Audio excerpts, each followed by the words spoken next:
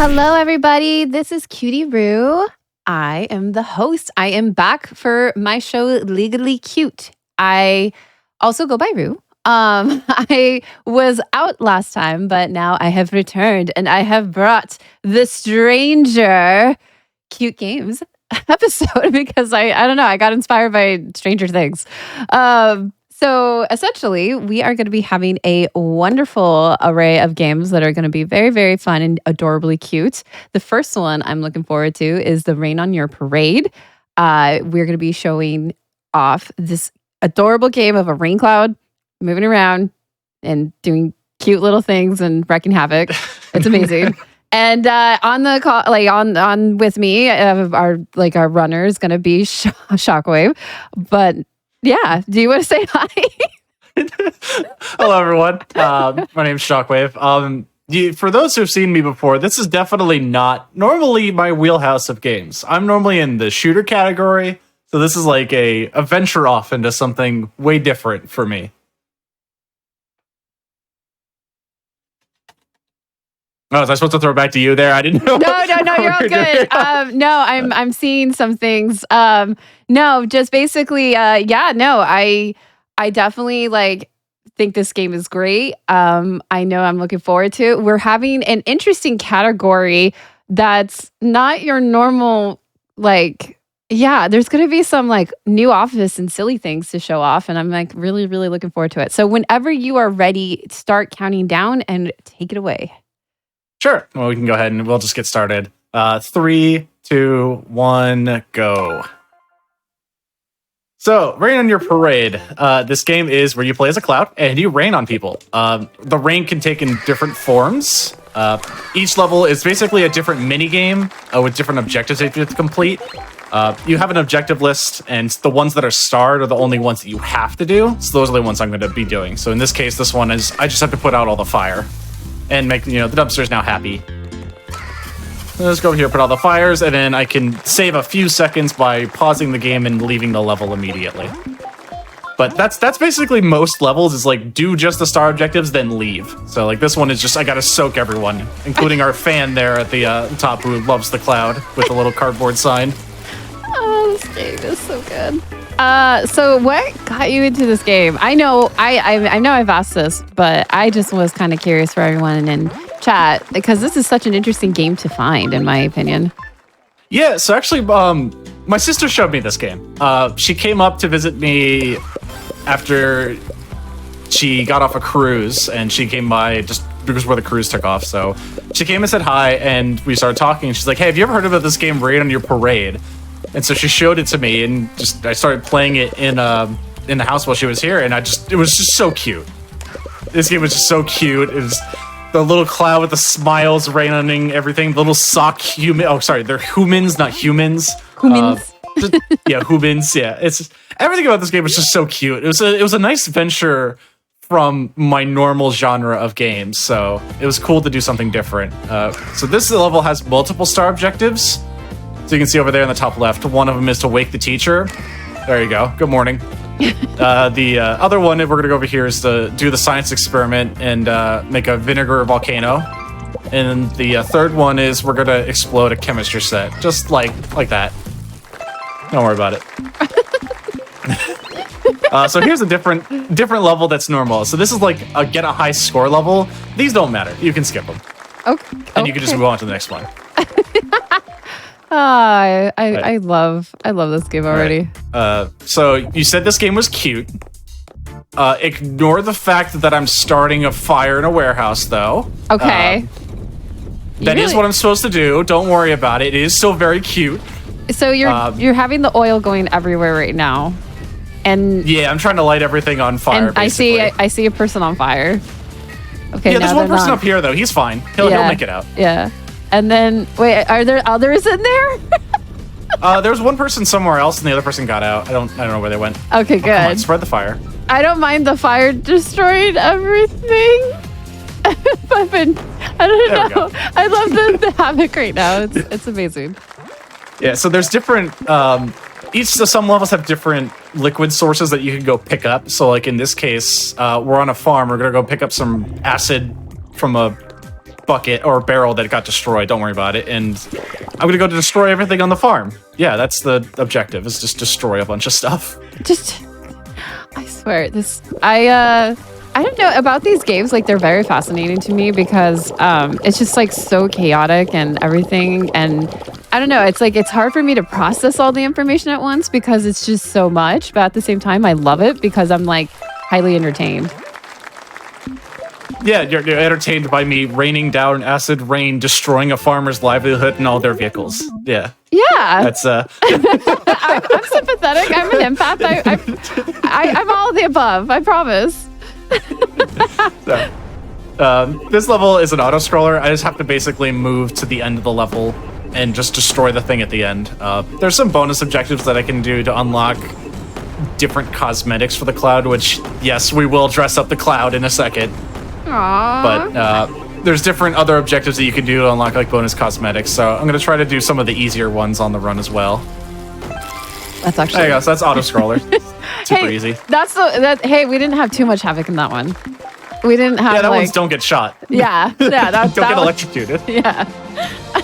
All right. So that was our first upgrade. We didn't see it yet. We'll see it in a sec. But we're gonna take a detour to do some other cute stuff. This is what the extra stuff of the category name is. So let's put on a hat. Let's do with a guitar. What kind of color are you feeling, Rue? I'm thinking. Oh, wait. Go back. That one. I like that. That one? Okay, That cool. one's cute. All right, yeah, let's go with that. All right, we'll dress up the cloud a little bit. Yeah. We'll come back to the face thing later. There you go. Now we got a sick guitar with a top hat. I love the top hat rock star. All right, so now I've gotten thunder, so I can electrocute things. So I can knock people's umbrellas off, so then I can soak them with rain. And that's it. It's useful for other things, but yeah, that's the fun thing. You just take people's umbrellas away and then you soak them. Really? We're so nice, aren't we? Yeah, no, I mean, the game is literally called Rain on Your Parade, so. That's true. We know what we were getting into. Yeah. The funny. So like now, oh, go ahead. Go ahead. Oh, you go So ahead. I'm destroying campsites now. So that's all I'm doing. So my favorite part about all this is how you're smiling every single time. Look at that smile. Oh, I love the cloud, especially when you do a thunderbolt and they get like sparky eyes. Yeah. That's pretty good too. All right, so there's another level we can skip. It's about high scores, so. And chat will have fun with this one. Let me know if you all can figure out what this is a parody of. Mine? Office? Yes, this is the Office parody. So they took a few levels, or a few episodes from The Office and made a parody level out of it. So we're going to play a few episodes of The Office. I am so happy. All right, so this is not an episode. So this one I just have to soak everyone. But we'll get to the episodes in a sec. So we're going to go to accounting. It looks like they've replaced a few people. Michael Scott over here. Where did you run? There you are. Come here. I'm missing someone else. Where'd they go? Oh, wait, no. That's no. Where? I'm missing someone. Where are they? Oh, no. Where did they go? I'm missing someone. I'm not supposed to... Did someone, like, fall through the floor? Nope, there they are. Oh, okay. I gotta not skip this. So even though I can technically leave the level there, I'm gonna do all of these for fun. So this one is, I'm gonna go make coffee for everyone. I'm gonna grab the coffee. And let's go fill everyone's coffee mugs. I'll give you some coffee. The accounting can get some coffee. Can I get coffee this way? I want coffee this way. Yeah. Well, we'll work on it. We'll work on getting you some coffee that way. Thank you. I appreciate it. The Jello stapler gets coffee. All right, now we're gonna go to the other side. Go to the break room. Let's see. I don't know who you are, but you can have some coffee. Oh, so All right, good. the famous chili episode. See ya. Oh, wow. Wow. I feel so different. I feel like this needs to happen in the actual office. Like they need to make like a reunion, come back together, and just do an episode like this where Rain Cloud is raining on everybody's parade. All right, so I'm gonna start a fire with a birthday cake now. Oh, okay. Wait. How is this even possible? There we go. There we go. There's just an oil spill in the conference room. Don't worry about it. It's fine. There you go. Good. There's the office. Wow. Just wow. Just a little throwback. Yeah. All right, so this level, this is an auto-scroller, so I just have to rain on this weatherman as much as possible. It is... I want to say it's possible to get 100% on this level, but most likely, if you play correctly, you'll get 96%. That's because of 2 safety umbrellas that he'll get to. It's really hard to not let him be soaked during that section. So, like, right here... I'm going to try to wait as long as possible. I don't need to. I'm just going to. Like that. Mm-hmm. Okay, I didn't get it. But yeah, so you try to soak him. He will be dry for a little bit. Oh, come on. Why are you not? Okay, whatever. This can be low now. But yeah, you can get to 98% pretty easily. I've never gotten 100%, but I want to say it's possible. But you don't need to. You just need to soak him as much as possible until he gets to the weather station, which is the building to my right. This level's just mean. Yeah, you just rain on a guy for like a solid minute. You just sit on here. It's so rude. Time. Yeah, that is a significant amount of time. Yeah, 93% isn't too bad. All right, and then this is how Cloudy ruins a fancy dinner at a restaurant. And this is... You thought I was mean before. This just gets rude. So I'm going to turn on the electrical box and connect the plugs with water. And then... I'm going to be going over here to the janitor's closet. And we're going to go pick up some dirty water from the mock bucket. Oh. I'm going to take a detour, be extra mean, turn the lights off for the guy when he's in the bathroom. Okay. I don't need to do that. I just wanted to. I'm going to fill everyone's wine glasses with mop bucket water. And yeah, I have to do this. This is one of the star objectives. I have to do this. Oh, okay. So I'm not being mean. I have to do this. Yeah, you do. Yeah. So let's see. You get some mop water. You get mop water. You too. All right, so everyone has mop water. We're going to mess with the chefs now by turning on the electricity and putting mop water in that. And then I need to wait for this waiter to pick up this food. It's not a bad cycle, but okay. We're going to wait for him to pick up this food, and then we're going to be just rude to the waiter. So everyone has a bad day. And he can drop the food. There we go. That level's just so mean. Yeah. So mean. Alright, so this is the evil doctor that we're like fighting against. I forget his name. It doesn't matter. But I'm gonna get everyone wet at a pool party, which, sure. Okay. They're at a pool party, so like... So they're already wet, though? Question marks? This is where I don't ask questions. Right, I love this game. Yeah, this level's Mario Paint, so you can like go pick up different colors and like draw stuff. But instead of doing that, I'm gonna skip the level because I can, and then we're gonna take a detour back to Cloudy's house, and we're gonna draw a face. So let's see. Just give me a sec. Oh, that's way too thick. That's way too thick. Oh. Hold up. Can I erase that? Okay, yeah, I can. I want a thinner brush. We're gonna draw a new face. Okay. All right, so draw like that. I'm gonna probably date myself by drawing this, but like whatever. I'm not good with a mouse. I wish I had a drawing tablet for this. All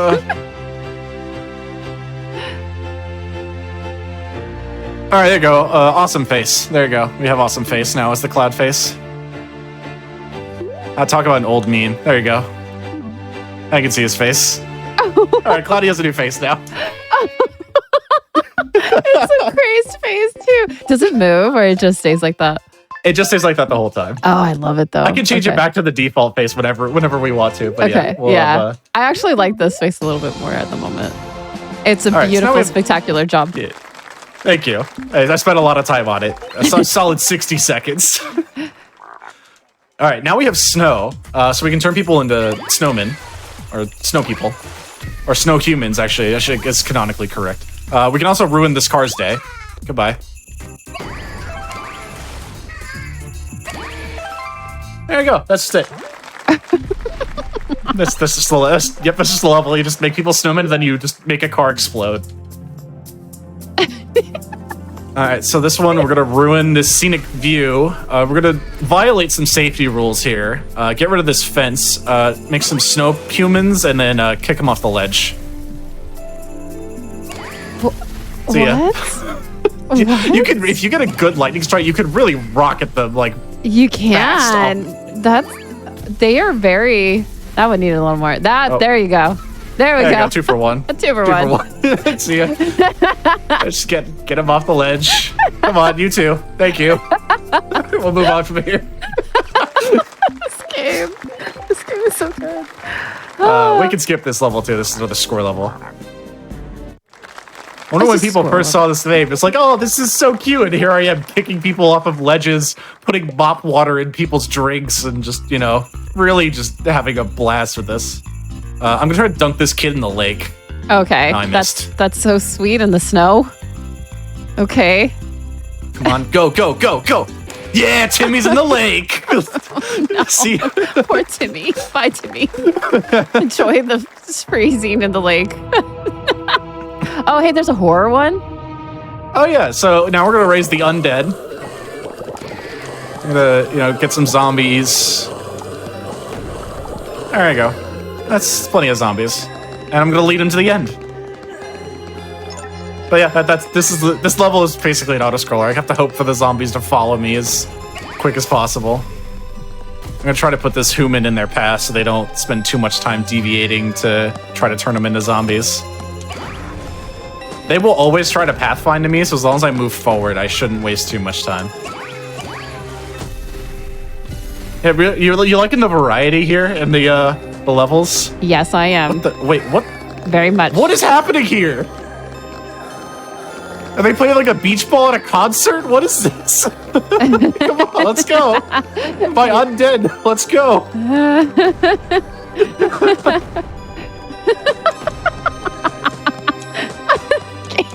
I don't know what to think anymore. This is not what you think you signed up for, did you? No, yep. All right, so now we're gonna. Oh wait, I want the oil first. All right, grab some oil, and then we're gonna take this fire up this way and blow up the barricade. There we go. This is okay. Well, so we have over $3,830. And Yeah. What's the money for?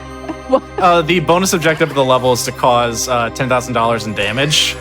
Okay. But it's not a star objective, so I don't care about it. So I'm just gonna keep going forward. No, Okay. no, ignore that soldier. Ignore the soldier. Come to the circle. No, thank you. Come to the circle. There we go. I just need 5 of them, but I have like 20 of them. So don't worry about it. This is where it gets funny with the snow.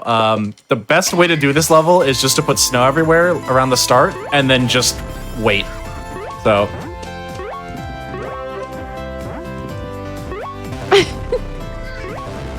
There's not really much I can do here.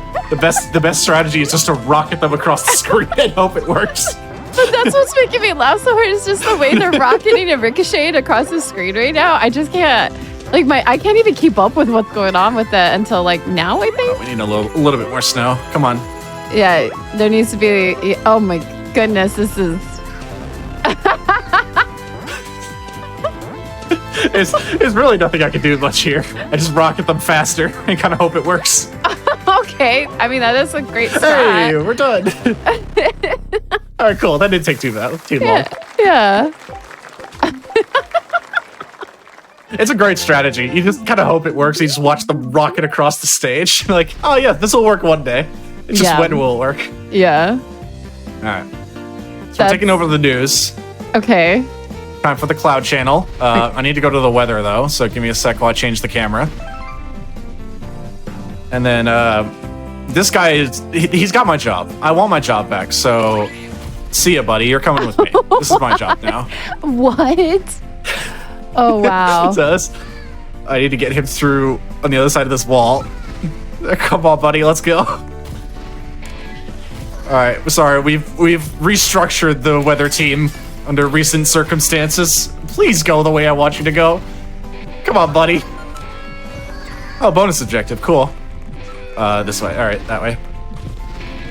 All right, sorry, buddy. I gave you your pink slip. We'll catch you later. And I'm gonna go take over the Weather Channel. So that's how. Okay, that's how the news is made. That's how the news is made. You just turn someone to a snow person, and then you kick them down the stairs, and then you have a cloud of the guitar take over the camera. Okay. Yeah. You following along? Yeah. This. You know, it all makes sense to me now. Yeah. This is the Evil Doctor level. It's another auto-scroller, so not really much going here. I'm just destroying the turrets as I go. That's really all I have to do. Okay, so how many auto-scrollers is this now? Is this like the fourth one? This is the third, I think. Oh, third. So we had the other Doctor level, we had the Weatherman level, and this one. There's one auto-scroller, unfortunately, at the very end that's just really sucks. It's like 5 minutes, but it's meant to be like the epic boss battle ending, so that's why it's long. Okay. All right, we escaped. So there, I didn't actually open the menu to quit because it was actually faster. There are some levels where quitting out through your menu is slower than just ending the level naturally. So that one actually ended naturally. So we unlocked Tornado. This actually has a funny bug with it. So normally if you hold the button like this, you summon a tornado. Like that. So the goal is to get all the stuff into this circle. But instead of doing that, if you mash the tornado button, you just rocket stuff across the stage in whatever direction you're holding on the stick. So go over there. And all this stuff can go over there too. Oh, now everything's on fire. Cool. Don't worry about it. That's okay. That's the way it rains on your parade. Yep. Tornado raid parade? Yeah, that's how that works. Yeah. This is an optional level we can skip. All right. This level actually has a really good song. Got a nice little beat. Ignore the cute cows. We don't do anything with them. Don't worry about it. Oh, but I like the cows. They're bouncing and they're adorable. They're dancing. So do you want me to do something with them? I can't wait. Oh, well, I don't know if I do now that I know what you're doing. Oh, you don't have an option here? I actually have to, so I lied to you. Sorry about that. They're coming with me. Oh, they were dancing. They were so happy. Well, now they're doing tumbles, so they're dancing in a different way. So we're tumbling everywhere. They're dancing tumble. Oh, and there's 4 of them. Yeah, to get them on the train. We're going on a ride. Oh, well, okay. Oh, the other okay. I need to turn those things to face north, but they glitch out when you do the tornado bug. Oh. I need to figure out which one of these didn't work. Oh, this one. Flipped around. There we go. All right, sorry, cows. We'll catch you later. Oh, there's so many. All right, we're now in the mood. This guy can go in the pit. Wait, no, did I miss? I missed. Wait, sorry. Go in the pit. Thank you. And then I'm gonna make a hot tub with the lunar lander and water in a meteorite site. Right? That's how that works. Yeah, that's a hot tub. That's a hot tub. Okay. Yeah, that's it. Just make a hot tub. Okay. Yeah. Alrighty, so now we're gonna turn into the museum thief. I'm gonna steal the Cloud Elisa.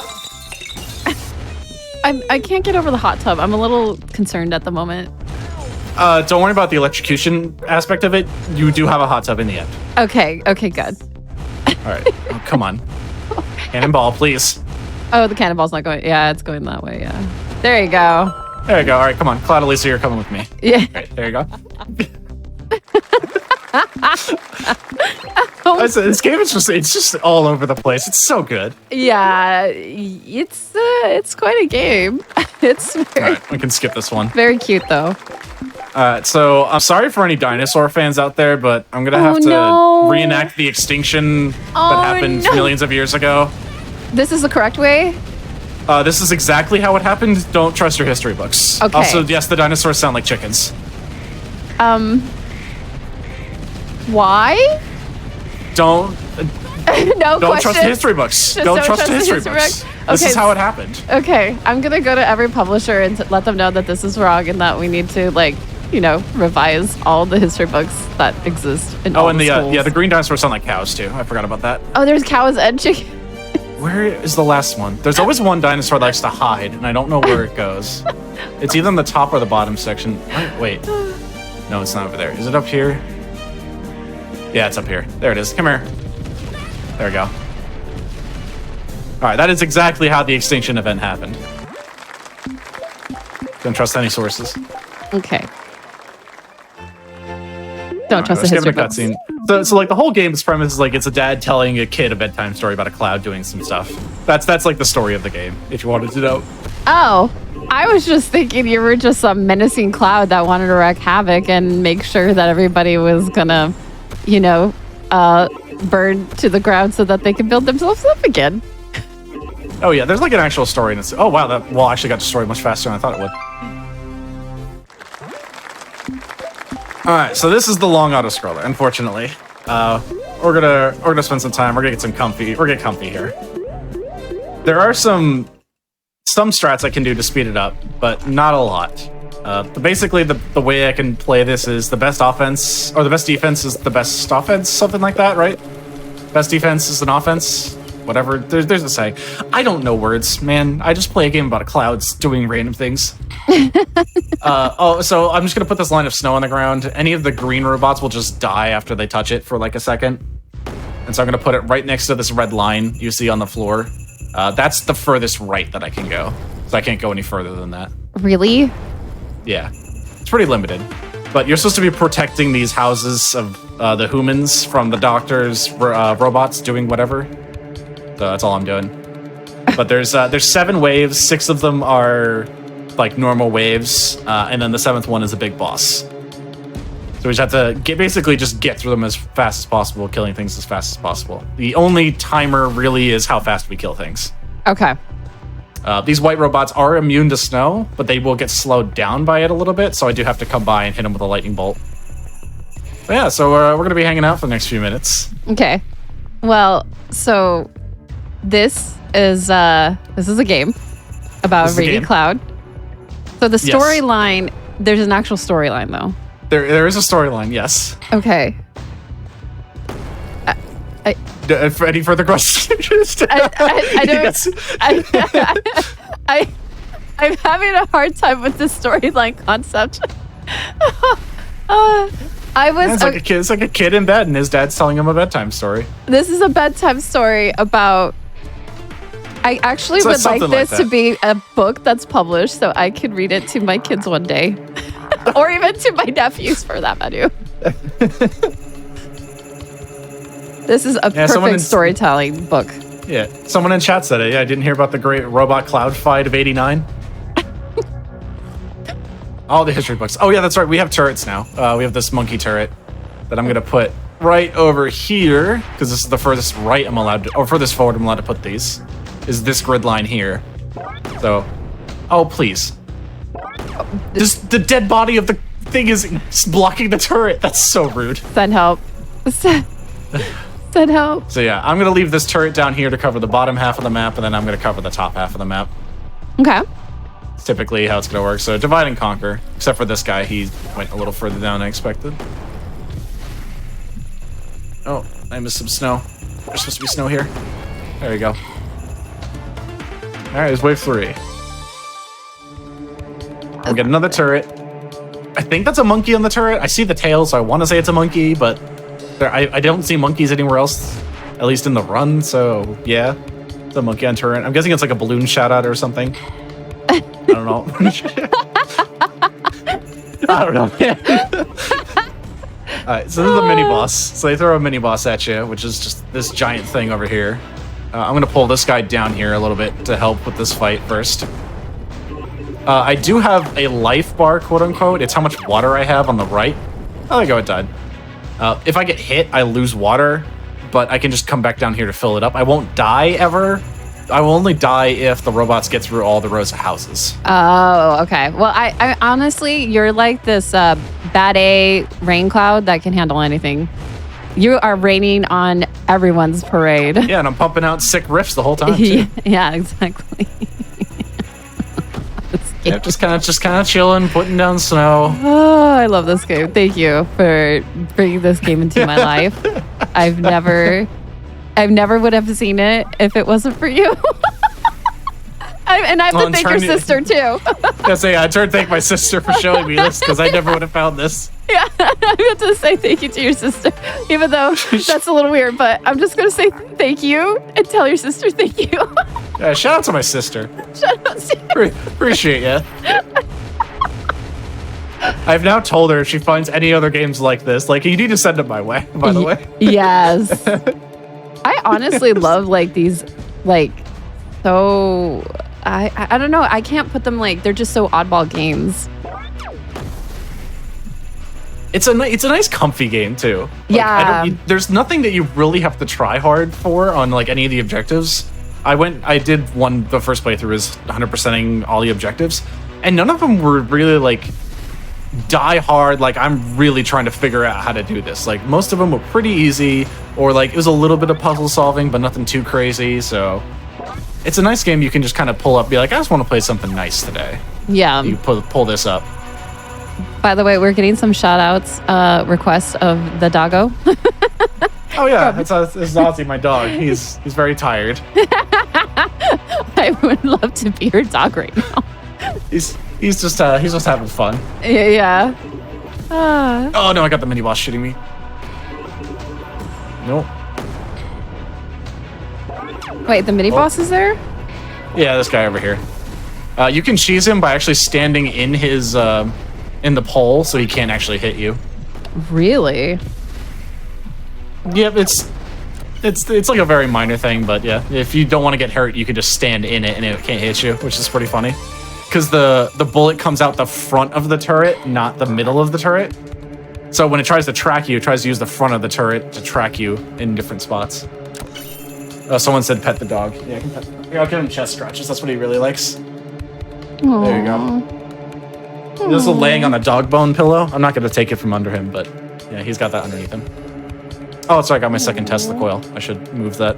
Come here, you. So this thing, when I hit it with a lightning bolt, it shoots out a giant shockwave. That's my name. Anyway, we'll move on from that. You can do this to do like an AoE effect. Oh, please. So there's one mini boss. The problem is also when you thunderbolt something, you destroy the snow, so you have to come back and replant it. Yeah. Yeah. It's not a huge issue, but it's just annoying. Yeah. Yeah. Even if you hit like a robot directly, it still hits all the snow underneath it. Ooh, all the snow down here is gone.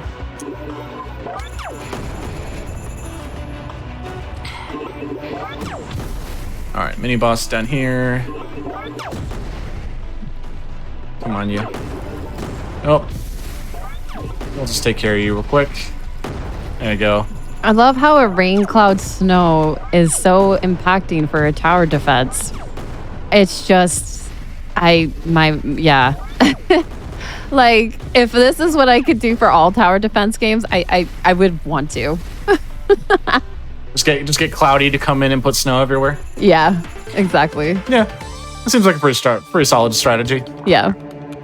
All right, we got our third turret. So this is the boss. This is the big boss phase. So I need to move everything over here. Oh, I want this turret. Oh, all right. This is one part of moving stuff. The tornado is a little finicky, but I'm gonna move all the turrets over here to try to get sightline as quick as possible. And I'm gonna move these as a backup because you can't move these as far forward as the turrets. Oh, okay, I got it. But I can get pretty close. Oh, come on. All right. Just slide you forward. Nope, you're going to misbehave. All right, that should be... Whatever, that's fine. That's good enough. Nice to wait for the turrets to activate. There we go. Now I can go in. Oh, that Tesla coil really got shoved back. And... that's not time. We still have a couple levels to do. There you go. Boss is dead. Yay! Yatta! Go away, Yes. boss.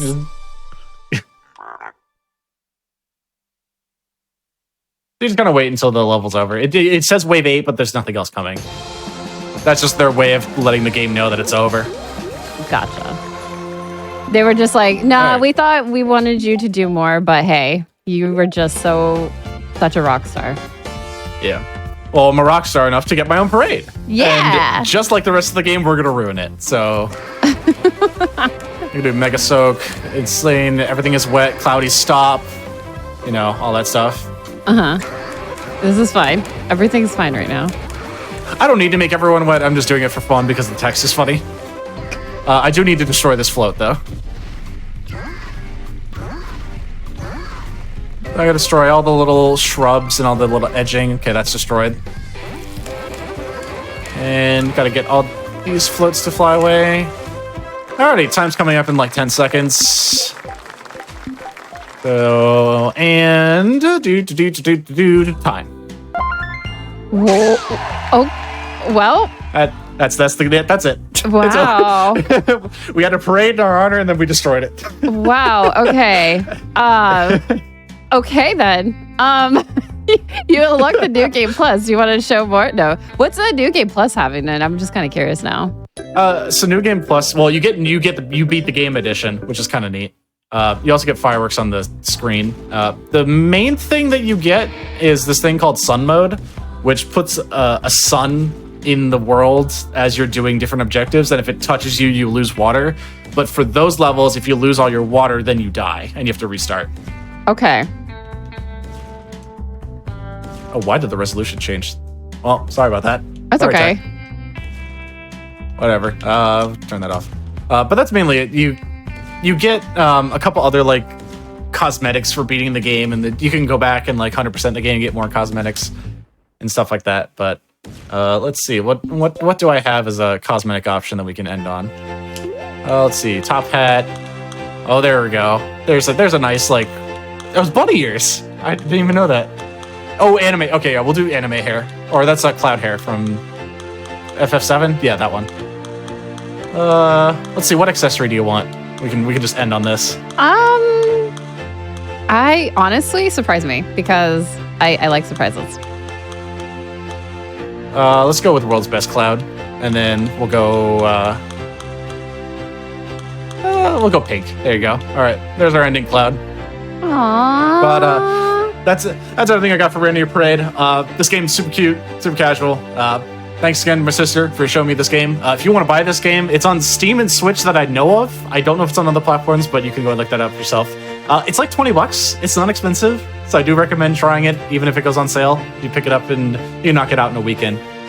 That's all I got from me. Thanks, Ruth. Well, thank you for coming. I appreciate you. I appreciate you showcasing like this whole game. I like my little cloud. That's literally a cloud. And the coffee cup and everything. So I appreciate you doing this and being on the show, and I would love to have you back. It was a lot of fun. I will say that you did a great job, and I kind of want more. I didn't want to stop. I was kind of like, I went like, I want more Cloud wrecking havoc now. So this version of Cloud wrecking havoc is what I mean. So, alrighty. Well, we are going to take a break, and we're gonna stretch your legs, maybe go get some water, just kind of relax in the meantime, and we'll be back with some more Legally Cute. You all stay tuned. Everybody, I am Cutie Rue. I also go by Rue, and I'm back with some more Legally Cute. I am super excited for the next run. We have a very, very great lineup. But before I get into that, I would just like to remind everybody that the SGDQ 2023 is it's coming up. It's going to be on March. Wow. May 28th from June 4th in Minneapolis, Minnesota. If you are interested in attending the event, registration is still open, and it's going to be open until May 3rd. So go check that out if you are interested in attending. Go to our gamesdonequick.com for more. And also, if you have missed the PAX East 2023 of this year, then you can check us out at 1 p.m. Eastern this Saturday on April 8th. We will be broadcasting our speedruns that were recorded at the PAX East speedrunning stage. And one last thing, just one last thing. The SGDQ 2023 games list is now out. Yeah, there's some really solid runners and runs on that and games. So if you go to gamesdonequick.com, use the command SGDQ in chat for more info. The schedule will be released next week on April 11th. Alrighty, and so we will be getting into the next run. We had Rain on Your Parade, but now we have Fashion Police Squad, and we have it being ran by Abby's Corner, and then we have the commentary with Dangerous. Dangerous. I can't. So I just wanted to say hi to everybody and have you all introduce yourselves because I can't talk. Hi, Abby, everybody. you can go first. I'm Abby. I'll be running Fashion Police Squad. Of course, with me, I have Dangerous, who you may have seen at SGDQ, or not SGDQ, AGDQ, my apologies, running this game. So he'll be joining me on the commentary. Hello. Yes, he's also the one responsible for me running this game, and we are both the moderators on SRC for the game as well. Indeed. So, in 3, 2, 1, we'll begin the run. Oh wait, no, I lied. I was wondering what you were doing exactly. I was like, you're not on the difficulty selection screen. Okay, my bad. My bad. I forget about this. It's okay. Okay, now we're gonna start in 3, 2, 1, begin. There we go. I really am loving the voices right now. I'm just going to put that out there. Even at Hooray. So, the first level has a bunch of skips, but they are very advanced. In my opinion, there's one that relies on one of the enemies specifically moving. I don't attempt it a lot because I'm like, I don't have the patience to rely on enemy AI movement patterns. I don't know why I shot at him because I don't need to shoot at anybody yet. And there's the enemy right there. If you want to try it, there's actually a few glitches that don't work on the console releases. Of course, one thing you may have noticed when we were on the starting screen was that it says version 1.05. That's the speedrun patch, because there are a bunch of things they changed in 1.10 that make the game a little bit more inconvenient for running purposes. 1.6 actually. Oh, it was 1.6? Or 1.0.6. It was 1.0.5 was the very last patch before they changed menu fade in, and which effectively made you lose about 2.5 seconds per reload. And since there's a bunch of places where you reload checkpoint, that would cost you about 15 seconds-ish over the course of the whole run, which isn't like a groundbreaking amount of time, but it's enough to matter. It's free time. Yeah. Also, one of the glitches stops working in Chapter 10, though I won't be attempting that one. That's a very mean glitch on controller. Oh, is it? Yeah. Yeah. And it's a mean glitch on mouse and keyboard, but it's like especially cruel on controller. Oh, that's good to know because Yes. I do run video games on controller most of the time. You can do it. They also recently released a patch that added widescreen support. I don't know if it changes anything specifically in the game, because obviously we're running 1.5. So it's kind of up in the air what it's doing. As I'm just slapping these guys in the face, as it kind of just counts as I didn't kill somebody, did I? Nope, you missed one. Right there. I had a feeling, but I didn't want to backseat it. It's fine. But that was mission 1. By the way, I will call them chapters, as I've been speedrunning a lot of Resident Evil 4 Remake. I'm primarily a horror speedrunner, but I kind of speedrun a bit of everything, RPGs and the like. Shoutouts to Niddle for that, by the way. He's another horror speedrunner. Niddle. Yes. I said Niddle. Niddle's awesome. Yeah, I know. I was expecting, I was like waiting for you to say something else because I was like, okay, we're saying Niddle's name. I was just saying, Niddle, what's up, Niddle? If he's even here watching. Yeah. So that gate jump that I just did, you can't do on console, as far as I'm aware. I have tried, and it's just like, and the game's just like, no. Also, you may see me doing crouching in midair because that changes the hitbox, which allows you to jump over the fence. And then we wait for him. We skip this dialogue by automatically pulling out the gun. And then we're going to go over here. I'm going to jump. Going to jump again. And then is it? Right here. There we go. You got it. And then You practiced here. Yes, I did. But also, I get a little confused because of certain things not loading in correctly. This is true. The old method that we used to do for that had a jump that could easily kill the run because you have to jump at a very specific point, and you almost have to like completely just fall off the edge to make it. And then even then, there's another jump we had to do, and it was just like, oh no, Yeah. this is not good. It was much riskier. That was actually the jump that we did at the AGDQ run, but it was much trickier. Nice! You did the rooftop jump. Yes. So, do you know where to go? Oh, no. Oh, no. I think you Nope. are in jail. Yep, you gotta reload. Yep, I'm in jail, which may mean I'm restarting the whole level. Yep. I think. Yeah, so that's my bad. But yeah, the jump you would have seen Dane do at AGDQ is sort of a run killer, and the new route is just much safer and easier.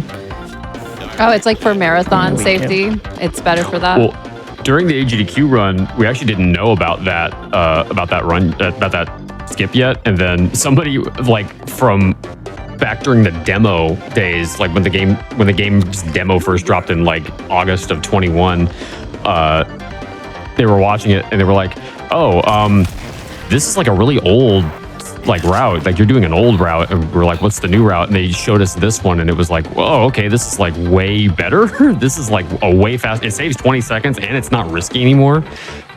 We just didn't know about it at the time. So yeah, this is new from the AGQ run. Okay.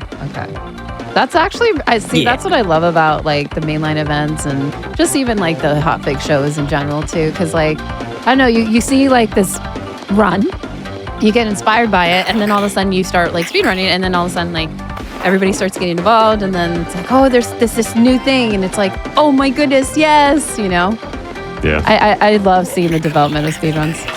We actually had a couple new runners come in from the AGDQ run, and actually, it's funny, 2 of the new runners that we got from the AGDQ run now hold the world records for any percent in New Game Plus.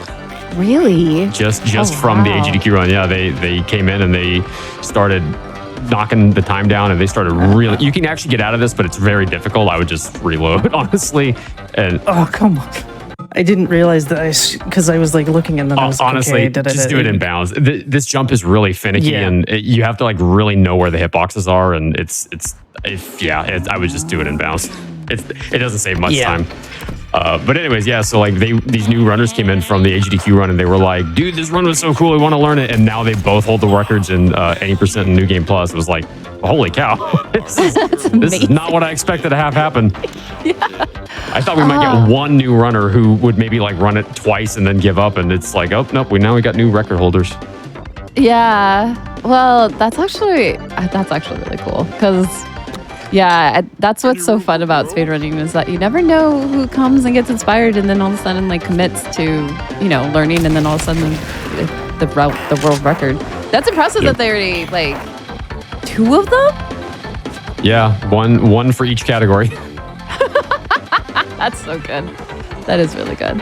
I know I want to speedrun this. This will probably be like the first FPS that I'm considering to speedrun other than Borderlands. And I will tell you, the developers have very graciously added 1.0.5, the optimal patch for speedrunning. They added it back as a separate branch on Steam. So if you want to speedrun the game, you can still get access to the fastest patch because the developers. Shoutouts to Mopeful Games, the studio. They are some of the coolest people I've ever talked to, and they were like so actively supportive of speedrunning. And that is in stark contrast to my interactions with some developers, I'll just say. I know I've had, I do have like a developer friend of mine that I will definitely like,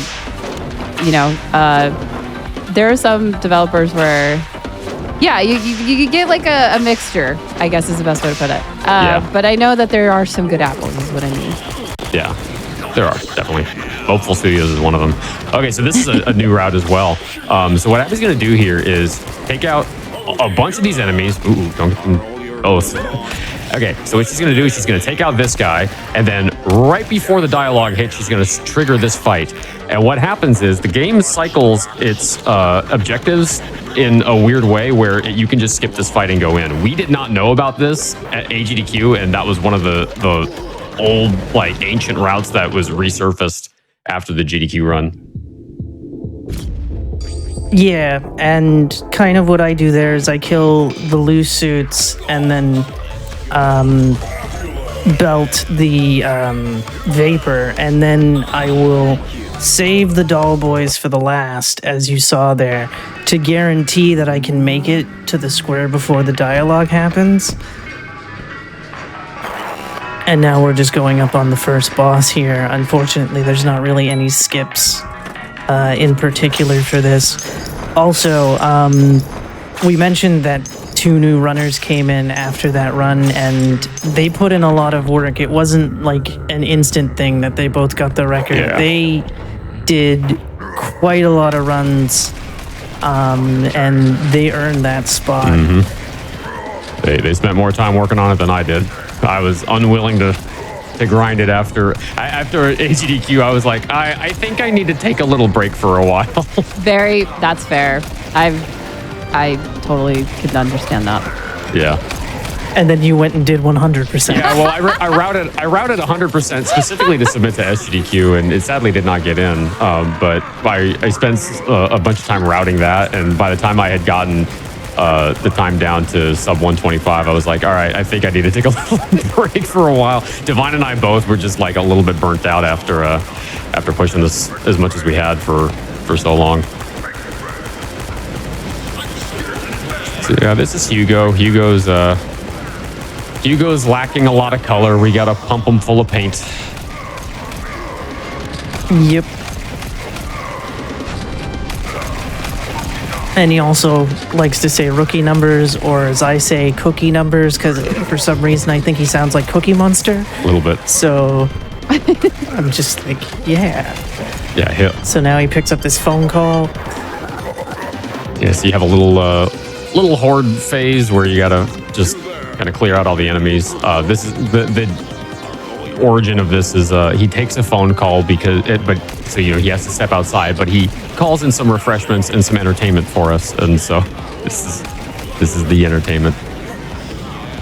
Yes, and it's very important to get rid of the dolls first, because one thing about stealing all this color is it kind of gives us a super paintball shotgun.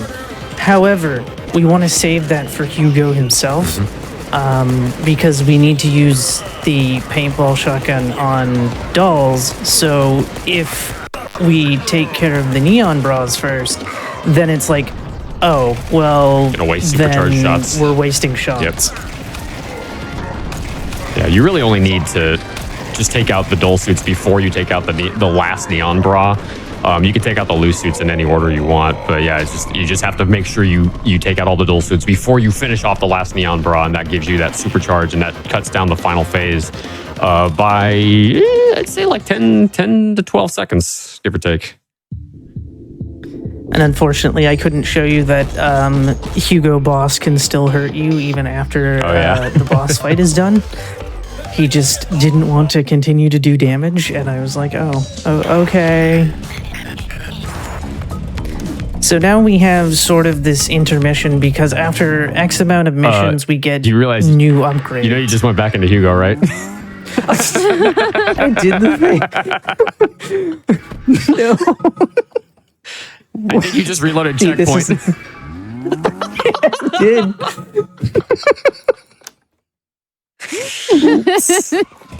Well, this is going well. That was intended, right? So Yeah, this is an Sure, RNG it was manip intended. for later. I have no idea what it manips, but I'm sure it manips something. I guess we'll just go with that. we'll say it manipulates the train. Yeah. This is a train manip for mission 7. Somehow I don't know what it manips. It's not RNG, but sure. Yeah, let's. Okay. Trust me, that happens a lot more than you think. Oh, God. Because again, during the during those sections, it kind of I didn't get to whip the box before the dialogue happened. But it happens way more than you think because, again, the game likes to, instead of just moving you to the next level, it likes to stay on it. And if you try moving, like, you'll probably see me, like, bounce around stages and being like, can I just go to the stage that I need? Yeah, this is built on the Unity engine, and the Unity engine is kind of notorious for dropping inputs a lot. It's my main complaint with it, and it happens in a lot of games that are built on this engine. And so, and menus seem to be like prime real estate for input dropping, and I have no idea why it does that. But yeah, shout outs to Unity for being a not great engine, and everybody builds their games on it. Oh, Did I screw this No, up? you're good. You can jump out. Okay. That's just how good of you. don't usually do that, so I'm like, did I do this right? Because I yes. always forget that's a thing. Doing the strats that you didn't practice. You truly are a speedrunner. Because I don't usually do them, period. So it is what it is. So we're just running here. He's gonna come and attack me through this next part. So one thing I'm going to do here is charge up the belt, because on top of the thread gun, aka the machine gun, belts also affect the cairns. So that way I can stay and use. Did I kill everybody? I think so. Yes. Started. I didn't leave before that. One of the things we found pretty recently was the fact that we don't have to kill this gentleman here by getting rid of his socks and sandals. Yeah. We can just wait until the next checkpoint and reload, and we'll have the sock gnome.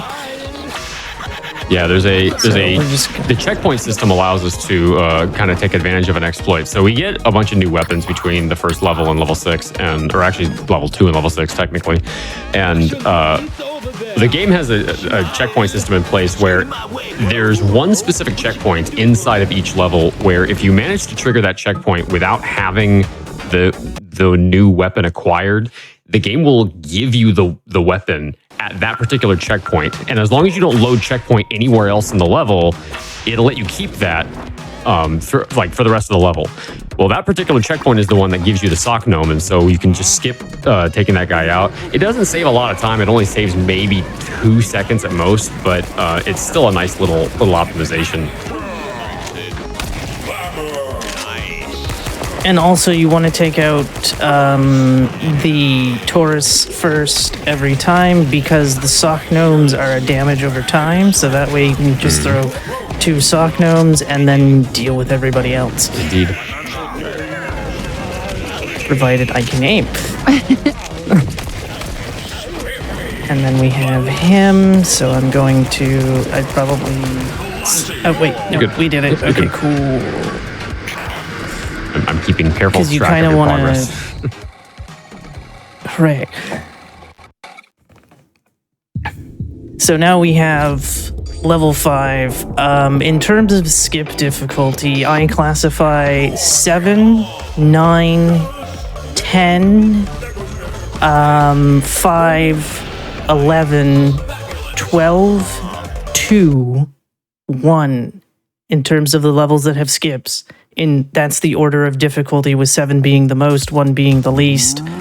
But that's just my opinion. Thank you for explaining that, because I had no idea what you were talking about. I was like, what are these random numbers for? Like, what are you talking about?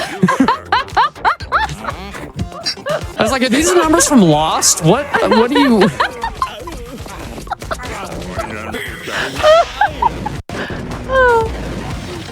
Look, I'm just trying to help people who may be interested in learning the run in terms of what is the most difficult to what is the least difficult in terms of skills. Chapter 7 is not a nice level, as you will soon see.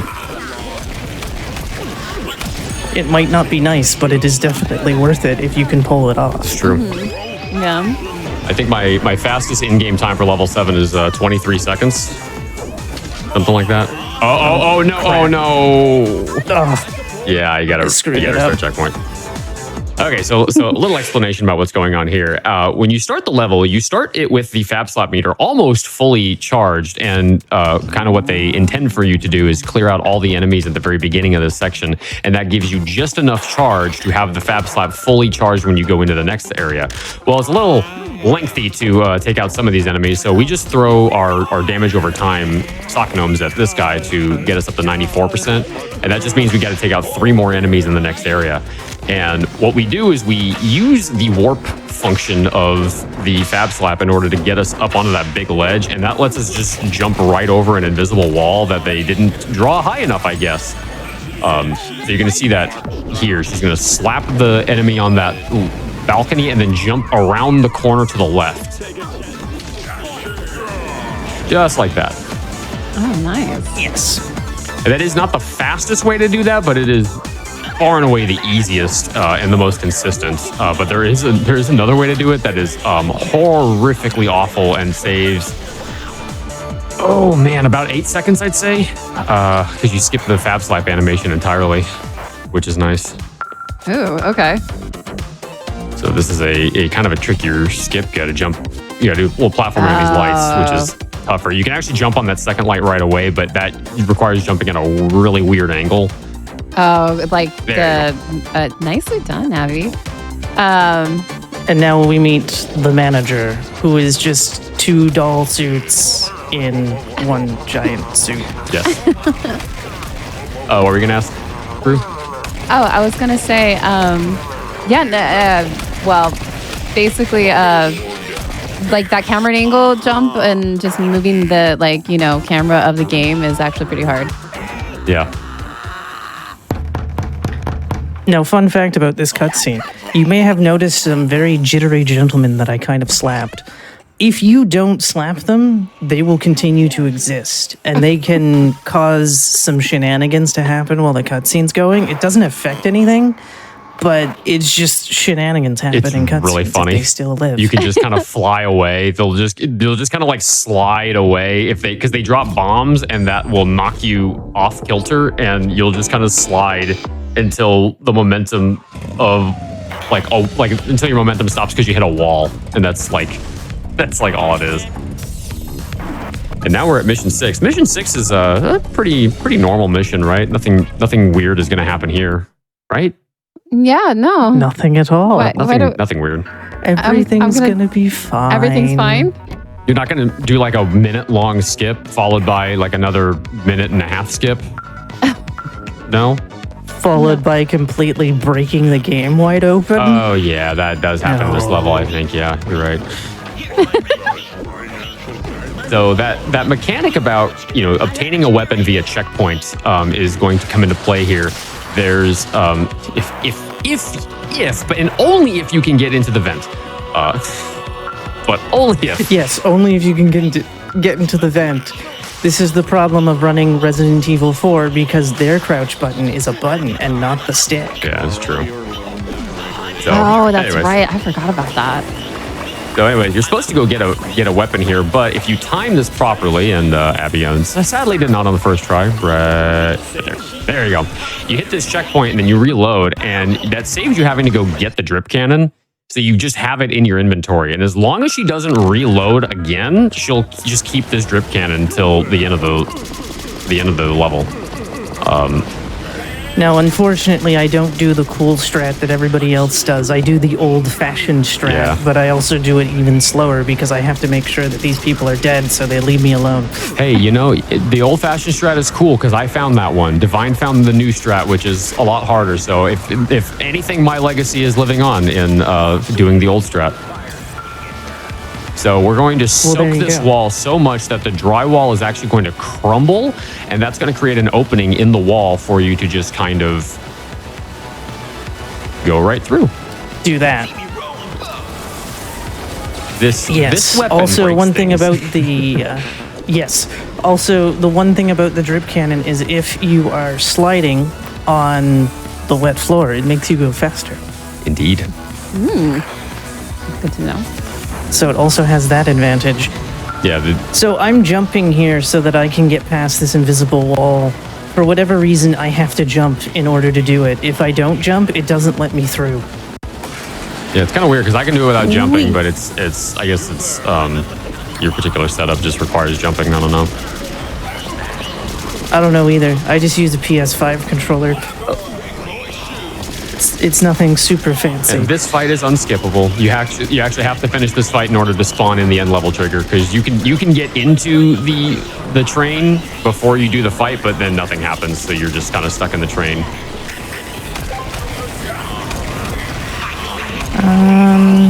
Yeah, I'll do it this way. Normally, sometimes I don't take care of neon bras with that anymore. Once I get the drip cannon, I kind of deal with loose suits. You died and you're back alive. What's happening? Oh no. So this is one of the things, one of the reasons why 1.0.5 is the better patch, because they changed the hotkey for that in 1.0.6. Basically, if you die, there is a dev tool that was left in the game where if you press the T key, it will auto-resurrect you. So dying doesn't matter. You can die as many times as you want, and you would just immediately come back to life with full health. It was not intended for you to be able to do that. They sort of goofed in leaving that, not only like leaving it there, but also leaving it on a key that's fairly close to the movement keys on a keyboard. Feels like that was a little bit of an oversight on their part. And then in 1.0.6, they changed that to right control plus T, which is a lot slower to, push. So now we're in mission 7. This mission's fun because this skip, this skip is lots of fun. It never kills runs. Never. Are we gonna first try this? Oh, I jinxed it. Commentary curse. Sorry, Abby. It's okay. Yeah, welcome to Mission 7 and the hardest skip in the game. Sorry. One thing that I discovered last night, that it is possible to do this not on the top of the train. However, one of the unfortunate parts is if you're not doing it on the top of the train, it's complete guesswork. Yeah. As I fall through again, for seeing the pillars, because you need to hit the pillar, sit on the pillar for 1 second to be able to do the skip properly. But because we can't see the pillars, we want to make sure that we're on top of the roof. But there is that option if you're brave enough to do it without being on the roof. So we're holding. So this is a possible example. Ooh. It's tough because when you're that low, it's really easy to go too far to the side. When you're on top, it's much easier to control your sideways movement.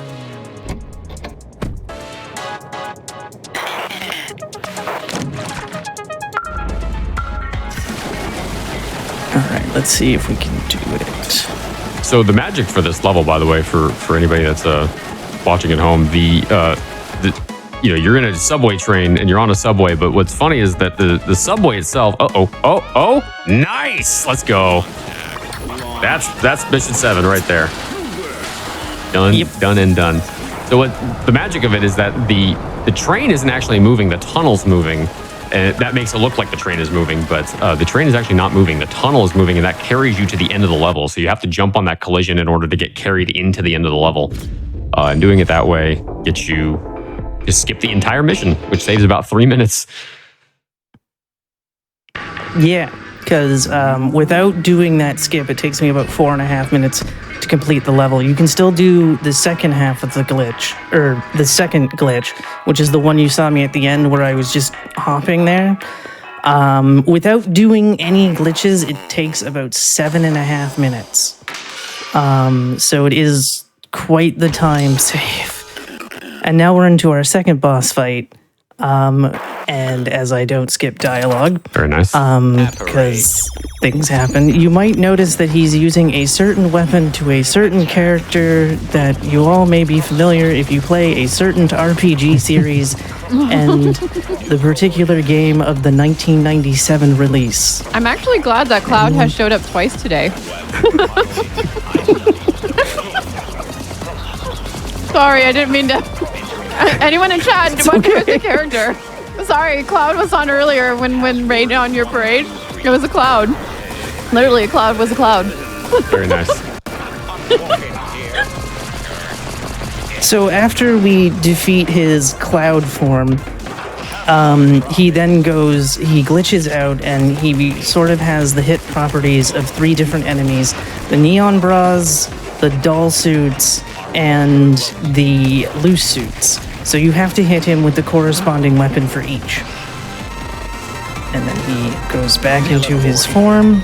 If you're fast enough, you can one cycle that to the point where he'll go into the next phase. But you have to like really put the heat on him to be able to do that. And it's a run killer if you're a world record contender. But this is Hotfix. We're just doing a chill today. This is just chill. I don't think I've ever one-cycled this man before. It's fair. pretty tough, honestly. It's pretty tough. You got to really lean the heat on him. And there's also like a little tiny optimizations that we have set up for doing that, like starting out with the beam like already going when he starts doing his first phase. Hey, Chad. First thing.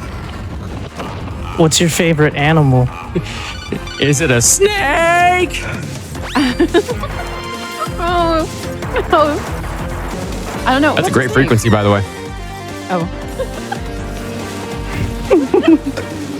Yeah, Wait, so did we? we're now in Metal Gear. I Wait, don't know, what was I was about to. We're in, Metal Gear Solid. I don't know. Yes. I love it. There we go. This is like my favorite part of the run to show off at AGDQ. Yes. Oh, it was so good, by the way. I remember there was that moment when you had like a long jump. Uh-oh. No. It was This a hard moment when what? platform. This is a hard platform. I remember the explanation you were doing. I was like, oh, this is a hard platform, though. Yeah. There we go. Go down. And we break the first server.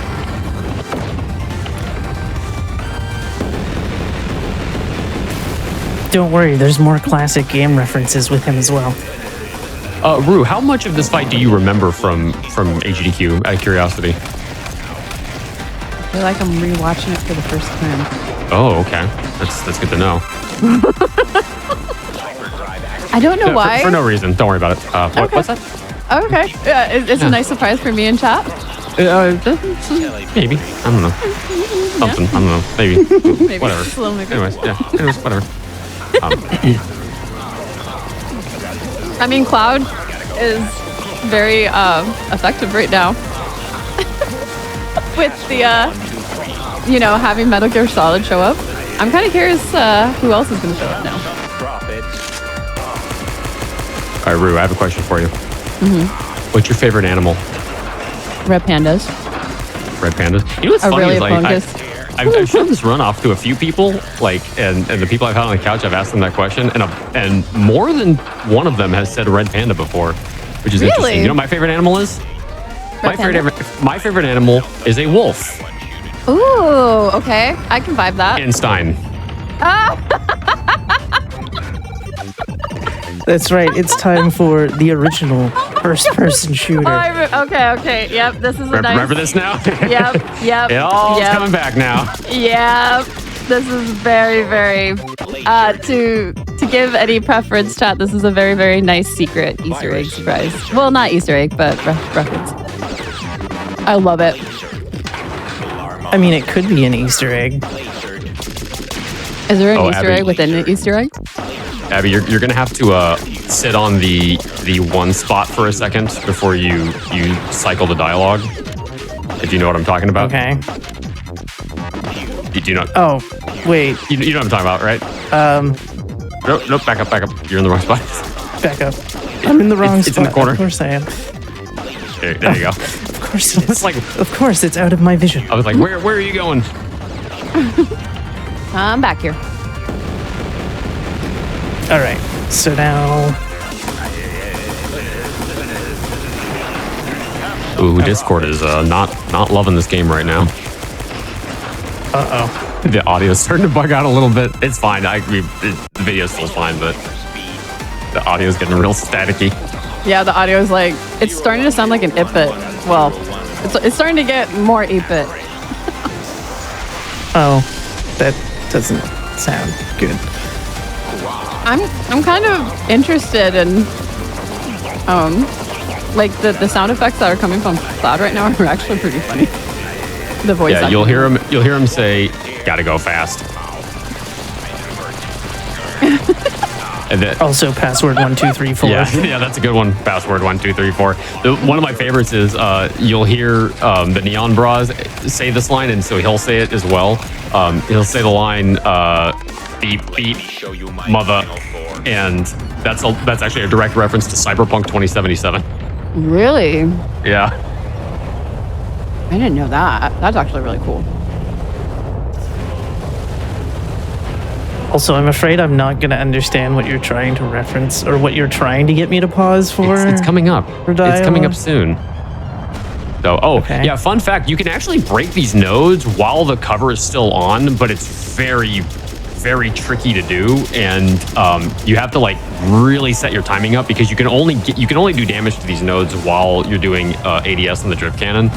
And I don't think we've even really found an optimal setup to do that yet. And even if you do, there's a little bit of RNG involved as well because of which platform he'll actually bring the hammer down on. Oh. Yeah. So to make it consistent, even if you did. Yeah, it's tricky to make it consistent no matter what you do. So, Rue, you said you were thinking about speedrunning Borderlands. Are you do you play a lot of first-person shooters at all, or? I used to be like, I'm a very, very variety gamer. Been playing games since I was 3. So my main things were like, platformers and then RPGs and then JRPGs. And then as I got older, I started learning first-person shooters just because it's a different way to play a game. Yeah. And do you have a favorite first-person shooter? There's a lot of great. Because my favorite is Call of Duty. Yours is Call of Duty Modern Warfare 2? It's a reference to what was on the screen. It says press F to pay respects. Wait, was that the thing you were trying to get? I was trying to say, like, wait a second on me. Sorry. You can see that we did not rehearse this ahead of time. And I fell for it and I was gullible. Okay, because honestly, I was almost thinking you were trying to get me to like pause for this for a let moment. the parole ball roll for a second. This song's a banger. Yes, it is. Oh, I love this moment when you did a HQ. And the coffin dance. Yes. So good. I would like to see all jams in the chat.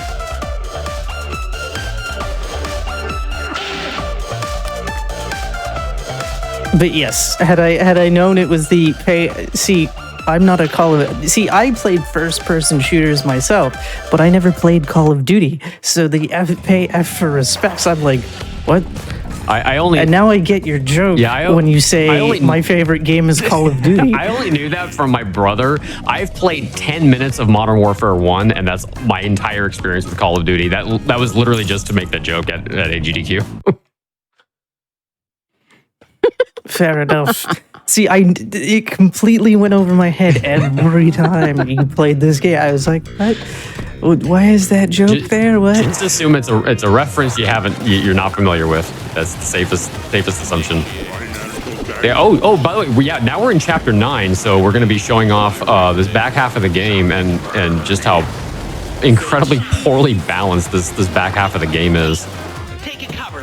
This is the point of the game where they start. So, like up until this point, the way they balance a lot of the combat is they give you in a lot of cases 1 or 2 different enemies as like a variety. Like maximum. They don't put a lot of enemy variety in arenas. They just put a lot of them in there, and they sort of just make you take out the ones that are there. Well, starting in level 9 and all future levels going forward, they create a lot of arenas where you have to use every single weapon. There's a lot of variety, and unfortunately there's a lot of really small cramped arenas with a lot of enemies, and it's not super well balanced because it having just a lot of enemies cramped into one space doesn't exactly scream polished difficulty, and that was one of the big drawbacks to the back half of the game. If you decide to play casually, you'll find that this is actually a very frustrating couple of levels right here at the end. Luckily, we can skip most of them. Yes, you get to skip a couple of 3-minute segments. Yeah. Or 3.5-minute segments. I can't remember if they're 3.5 or 3. 3 minutes, and it's 3 because there's a literal 3-minute timer on the screen that you have to run down. Nice. Haha, 3 for 1 special. That's a good one. Those guys are a pain to take out because the bald guys with the speedos, they require 2 different weapons to take out. Yes. 2 different health bars. And 1 sub-weapon as well. Because you need to grenade them first for one of the weapons to work. Yeah, that's true. So one full weapon and 1 or 2 full weapons and 1 sub-weapon. It's a pain. Yes. Now, I'm curious, now that we're in Mission 10, there's been a renaissance for this level lately. In fact, the newest version, I've never even learned it because I was sort of taking my break once this was found, but there's a new skip for this, and then so now there's like 4 different routes for this level, so I'm curious which one you're going to do. The only one I know how. I don't remember which one that is. Okay, you're doing... That's okay, because we're about to find out. Oh, yeah, I've never attempted this one. Nice. And then, that's right, you jump across, and then you navigate around this building here. That's right, I remember now. Yeah, I've never attempted this one. One thing I want to note is the last thing I did before the big jump is you want to put water on that so he's a little faster. So he can make the jump, because otherwise he's not going to make that jump.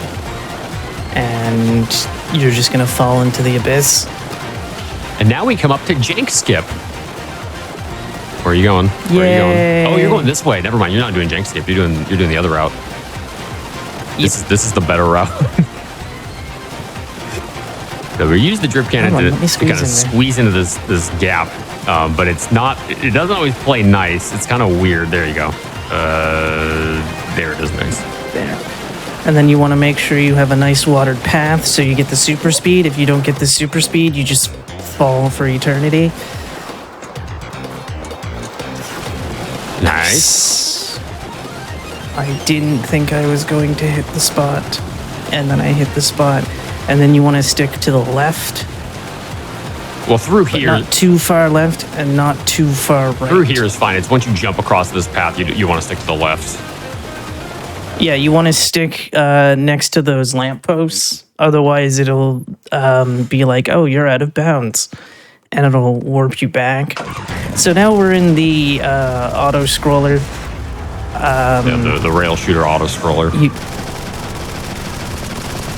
There was a sniper section that we skipped. So there's 2 of those in this level. So it would have been like 3 minutes and then however long this takes.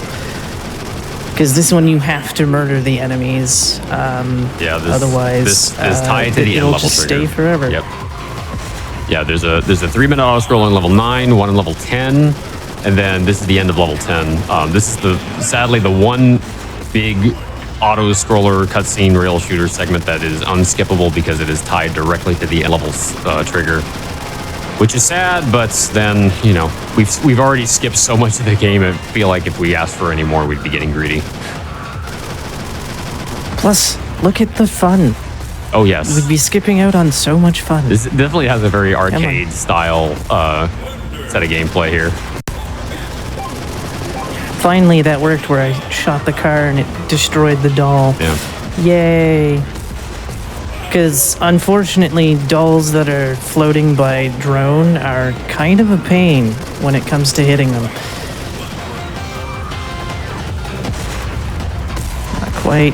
There we go. Uh-oh. Come Yeah, on.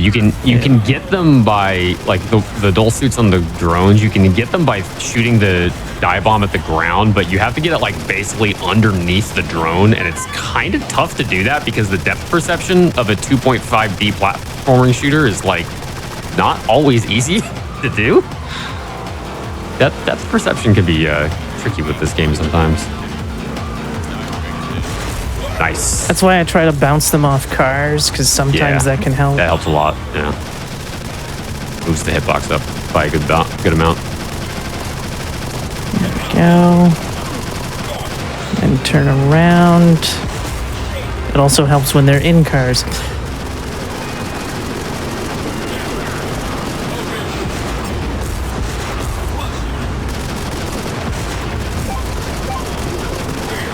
Oh, yes. Okay, and then there's you.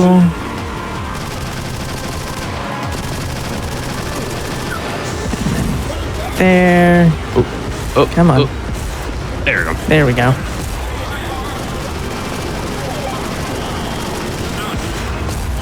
Yeah, we call this an auto scroller, but you can definitely lose time on this part if you get either unlucky with spawns or the drones like move right out of the way right as you shoot them, and you can definitely lose time here if you get unlucky or you slip up. And I have Sometimes slipped up. also loose suits can help because of how big their hitbox is. So if there's, like you just saw there, I shot at the loose suit, but it hit all the doll suits around him.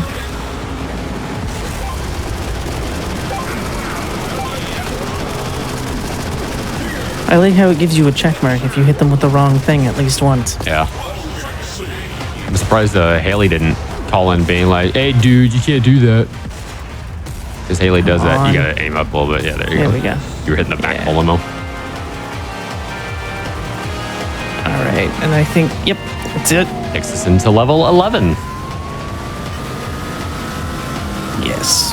And if you're doing the more advanced level 12 skip, by the way, I would move 12 and 5. I would move 12 in front of 5 in terms of difficulty scaling. I don't do the advanced strat for 12 where you just glide on the top of the boat because it's a pain. Yeah, I remember the number order that you gave earlier. Yeah, totally. Yeah, exactly. You said 7, 42, 16? I don't remember the order, if I'm being honest. 7, 9, 10, 5, 11. This is not an episode of 12. Lost, Abby. So anyways, this is level 11, and we're going to skip the whole thing by shooting the wall here with the drip cannon and then going out of bounds. You might have to, I was going to say, probably have to. Nice. So yeah, that skips. You need to water the floor again. Yeah. In order to get the speed to make that, because if you just go through, it just knocks you back in or makes you fall for eternity. And now we're just going across a golf course, because of course a boat has a golf course, because why not? Exactly. I wonder what else this boat has. Maybe it has something else. I don't know. I don't know. I don't know. Maybe. I don't know. Maybe. We'll see. Anyways. Yeah. Yeah. So we have to do this last fight. You're actually supposed to have a weapon here for this fight that we skipped because it's faster to skip it. And unfortunately, that means that we have to do this fight the hard way. And this fight is really tough. If not for auto res, we would be like really having to like run away and play this really, really safe, which would be very smooth. But with auto res, we can get mega aggressive. Thank goodness. Come on. You. Even though this could be a benefit. You're not that charged on it though. You might not. Oh, you got the neon bars here. You'll be good with that. Yeah, so she's going to charge up the shotgun in order to deal with the dull suits that are going to spawn in the next phase as soon as she takes out this last neon bra. This Sputo is going to get like in the way. I can already tell. There's the manager. He's the manager. There we go. And of course, they dropped the sunglasses, which gives us extra armor, which is nice. Okay, can I get you? Nice. Okay, I got two. You got actually the required ones because that one's not required. Oh, wait, he is. Just kidding. I thought I didn't see the diamond. I think it was over the red hitbox. Or the health bar, rather. Then that guy. Yeah. there we go. And then all of these fun folk come out.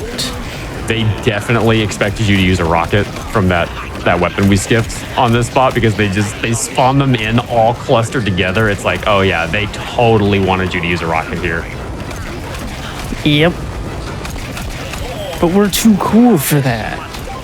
We wanted speed and skips and whatnot.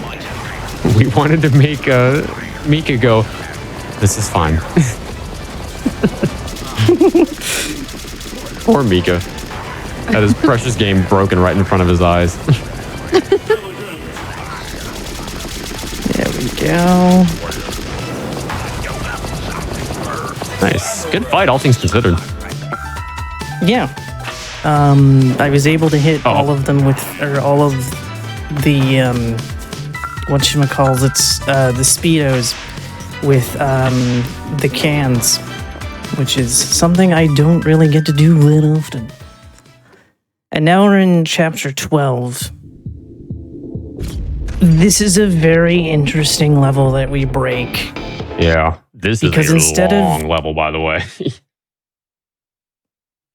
Oh, yes. Isn't it like a half hour? No, let me pull Or up. Let something me like actually that. pull up my hundo splits. I can tell you how long this is in 100%.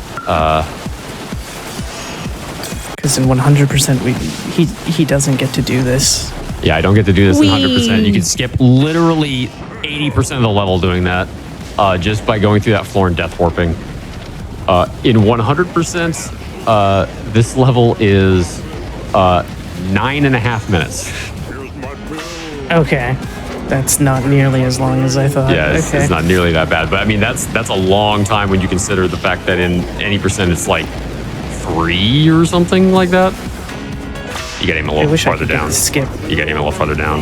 Yeah. You can get into the corner. That'll keep them from hitting you so consistently as well. Oh. Eh. You just got to be aiming down. Oh no, you got to. Oh, okay. You got to be aiming at the wall, but you got to be aiming like slightly down, not like at the floor down. Just like slightly down. Yeah, like that. And then it might help to get like more in the corner. Yeah. Okay. I usually just push myself right up into the corner and do this, and then I turn a little bit more to the left. Your other left.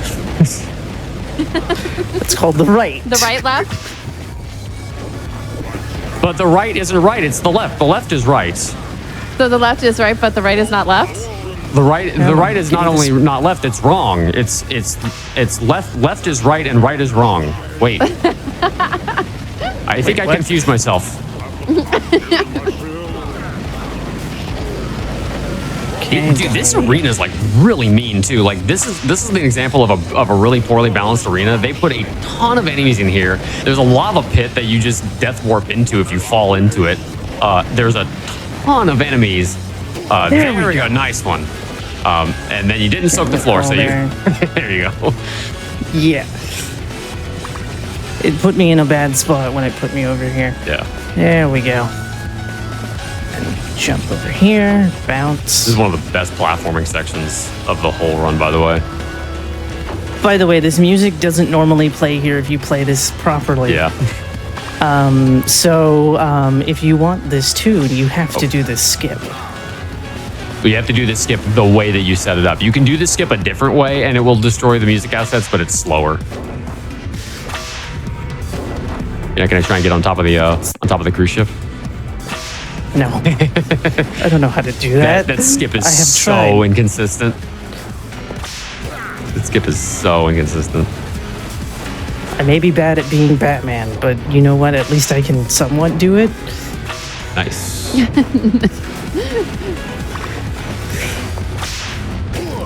Like I said, I'm bad at doing Batman, but hey. So, would you say that you are not the knight? That is correct. I am not the knight. Bounce. Oh, Really? almost. You're so cool. Oh, you actually made it. You actually death warped in the right spot, so that worked out. Oh, nice. That's happened before. And then I go, oh, I am where I need to be. You almost overshot those dinghies by watering them. So this ship had a golf course. You know what else it has? A ski resort. ski resort? Why does it have a ski resort? I have no idea why. Yeah. Because shenanigans. Shenanigans. So we can skip this fight here if you get into this corner and crouch. Fun fact, if you can get on top of the cruise ship, which is a massively inconsistent skip, but if you can get on top of the cruise ship, you actually don't have to do that skip because you can ride the top of the cruise ship all the way from out of bounds, all the way to this end level section. And now you get to see that weapon we skipped last level. Okay, I'm just trying to see what I have around me. Group them up a little bit. Okay, you got that's it. perfect. Okay, come on now. I didn't get nearly as enough as I should. It didn't spread, so now you gotta fight them all the hard way. The tricky thing with the weapon that we were talking about, it's called the wardrobe, and yes, it's emphasized that way on purpose. You have a finite amount of ammo for it, and for this level, you only have 4 rockets when you get into this fight, because you can only hold a maximum of 4. And there's 5 waves of enemies, so you can use 1 rocket per wave, but then you got to do 1 wave the hard way. So the one we do the hard way is the 3rd wave because it's the fastest one to do. But because we only have 4 rockets, if you don't hit everything in 1 wave, you got to take them all out manually. And sadly, the rocket didn't spread, so now she's got to do this whole wave the hard way, which is unfortunate because it's a pain. This arena in particular, a lot of people complained about this arena in terms of balancing. Like they were saying, this arena is way too unreasonable because you see how small it is and how many enemies there are, and they have such a huge area of denial that you can just get totally boxed in and be unable to move and escape damage. And so if you play on current patch, this arena actually looks entirely different. They put some boats in here. They put a couple extra platforms and swing nodes to give you a little bit more movement option because of how many complaints they got. All right, so wave 2. No, I'm not going to do it here. Are you going to do the dull suit phase instead? I'm actually going to do the phase where Gut Drop Man shows up, where the Speedo shows up, because I'm like... Well, that's the last one, but you still you still have another rocket, though. Oh, yeah, that's true. Well, I was also trying to set up for the doll phase in case I miss by getting true. the Well, you're super you're shotgun. charged now, so you can totally do it. All right, let's see. Is that all of them? No, there's this one that's just stuck here. Okay, let me see. How am I setting up? Nice! Got a lot of them. All right. You'll have to take a couple out the hard way now. Well, you got 2 more rockets, so...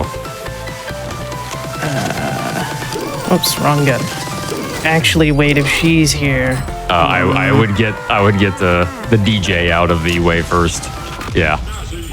So that enemy we skipped in level 9, she's called DJ Too Loud, and she is basically a buff for every other enemy. She can do a lot of damage herself, but she's mostly there to be if you play Doom Eternal, she's a buff totem for all the other enemies.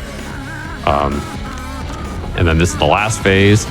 Fun fact, if you shoot these guys too quickly, I you'll missed the wrong. you kind of got unlucky there. If you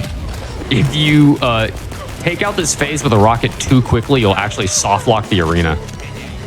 So you have to wait a second in order to not soft lock the arena. It's really bad.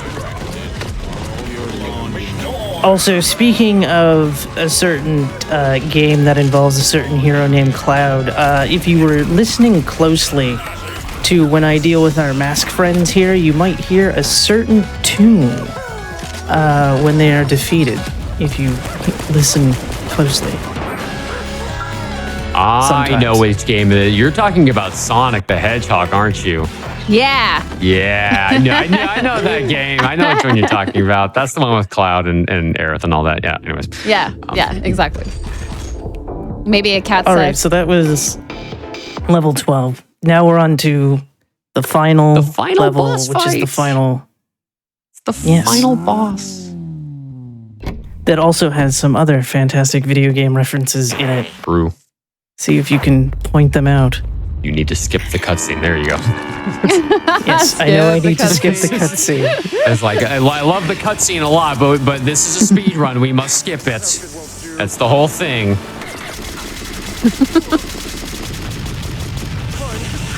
That's one of my complaints with the game is that there's two different skip buttons, and it's like, yeah, that's annoying. and it's just like, why can't you just make them both do the thing? This is the dev studio's very first game, so there's a few growing pains which lead me to be a little generous and a little forgiving with some stuff, because like one of the things that actually they just changed, like actually when did they had to have changed this maybe like a week or two ago. Let me see if I can find it. It was a patch that came out on March 23rd. They finally gave you the ability to rebind the weapon keys.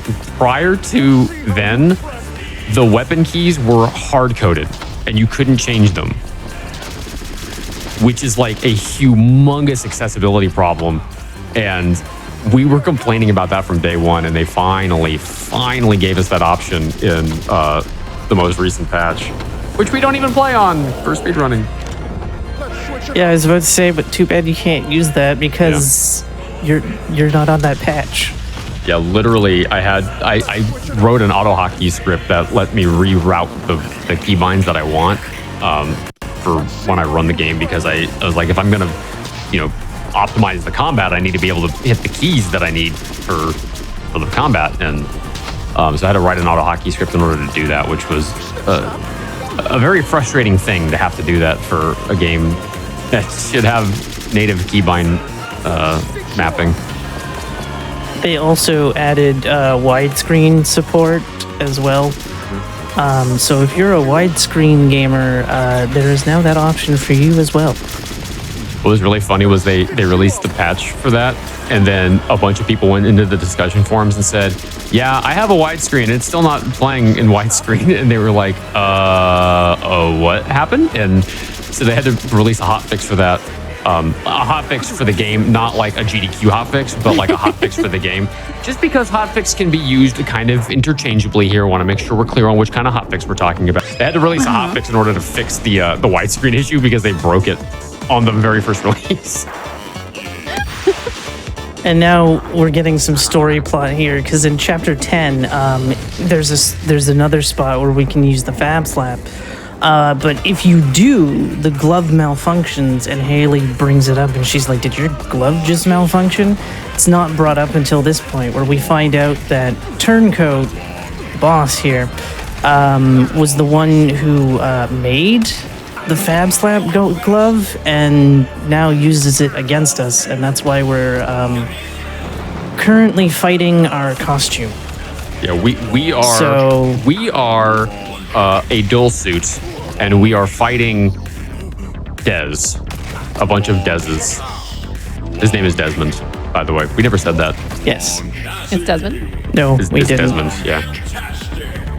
Sergeant Dez. One thing that's really funny is, so we mentioned Haley a few times. She's the ancillary character that is sort of our She's the Our partner in crime. Yeah, she's the Navi to our Link throughout the game. And it's really funny is, so we're playing Sergeant Dez, she's Officer Haley, and yet throughout the game, she keeps barking orders at us, and I'm just sitting here thinking, don't we outrank her? Why is she barking orders at us? All right, chat. Can you tell me what game this is paying homage to? And also, Rue, if you want to take a guess as to what this is paying homage to. Resident Evil 2. 4. No. 3. No, we said Wrong earlier it was 7, series 5, 12, 11, 13. I don't remember the order, honestly. I don't remember. It was Resident Evil 13. That's the one, right? I'm pretty sure that's the one. Don't fact check that. Yeah. I think it's still it's going to be released really soon. Like very soon. Coming soon in 3028. I kind of want to see what chat has to say before I take a gander. All right. Listen, Metal Gear Solid 2. Yes, that classic moment where Raiden has to pull off tricks. I am doing really bad. Yeah, you're God. Jumping off that rail too late is the problem. You have to jump like really early off that rail or it doesn't register for some stupid reason. Yeah, like that. There we go. Yeah. You have to jump like way earlier than you should have to for whatever reason. So, hey, someone said Jet Set Radio, which is actually pretty close. It's a reference to Tony. It's actually like a kind of a reference to any kind of skating game, but I call it Tony Hawk's. I call it Tony Hawk's Pro Scooter. Pro Scooter. So Because that's just I remember playing this casually for the first time and seeing that section, and I was so annoyed because I was like, why are we getting a brand new mechanic with a tutorial in the final boss fight? So I'm thinking of it as like SMX games, kind of like BMX games, maybe? No? SMX? No scooter? SMX? I get it. So anyways, big story plot thing here. We find out that Turncoat is Deepcoat's brother. Actually, we found that out in like mission 8, but we're only seeing that for the first time in the speedrun here. Yes, and now unfortunately Turncoat is being turned into a monster. So it is Resident Evil 3 teen. Well, you know what's funny is every time I look at this boss design, I think of the Guardian from the Evil Within 2. And I actually asked the developers, I said, is this a reference to the Guardian from the Evil Within 2? And they said, no, it's actually a reference to another Final Fantasy boss, and I don't remember which one off the top of my head. Oh, same.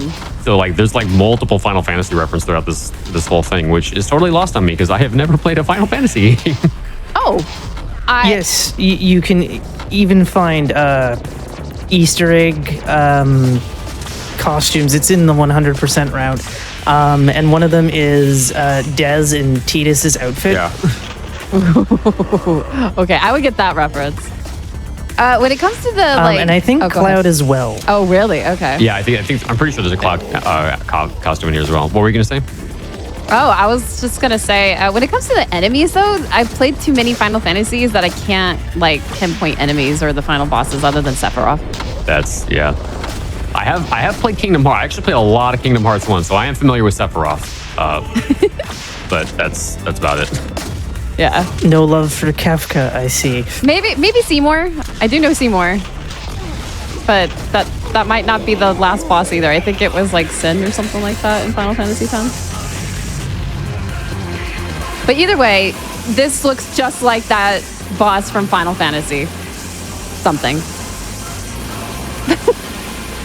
Chad, if anybody wants to help out, send help, please. Feel free.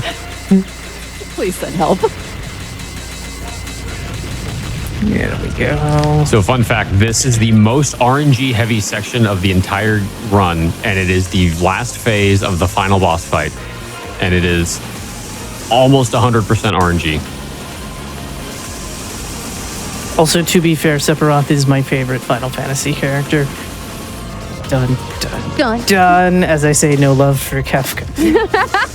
Who is my second favorite character? Mine's are the like cute little chocobos. Maybe the cactuses that run around. Maybe a Moogle. I mean, we established earlier that the Final Fantasy character I'm most familiar with is Sonic the Hedgehog, so...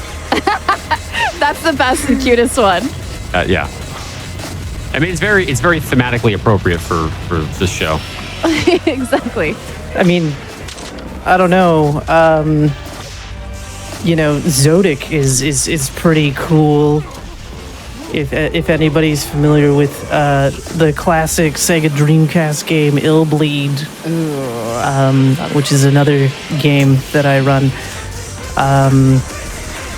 and have been joking with Rue back and forth for at least a month and a half now. Yep. About getting it onto the show.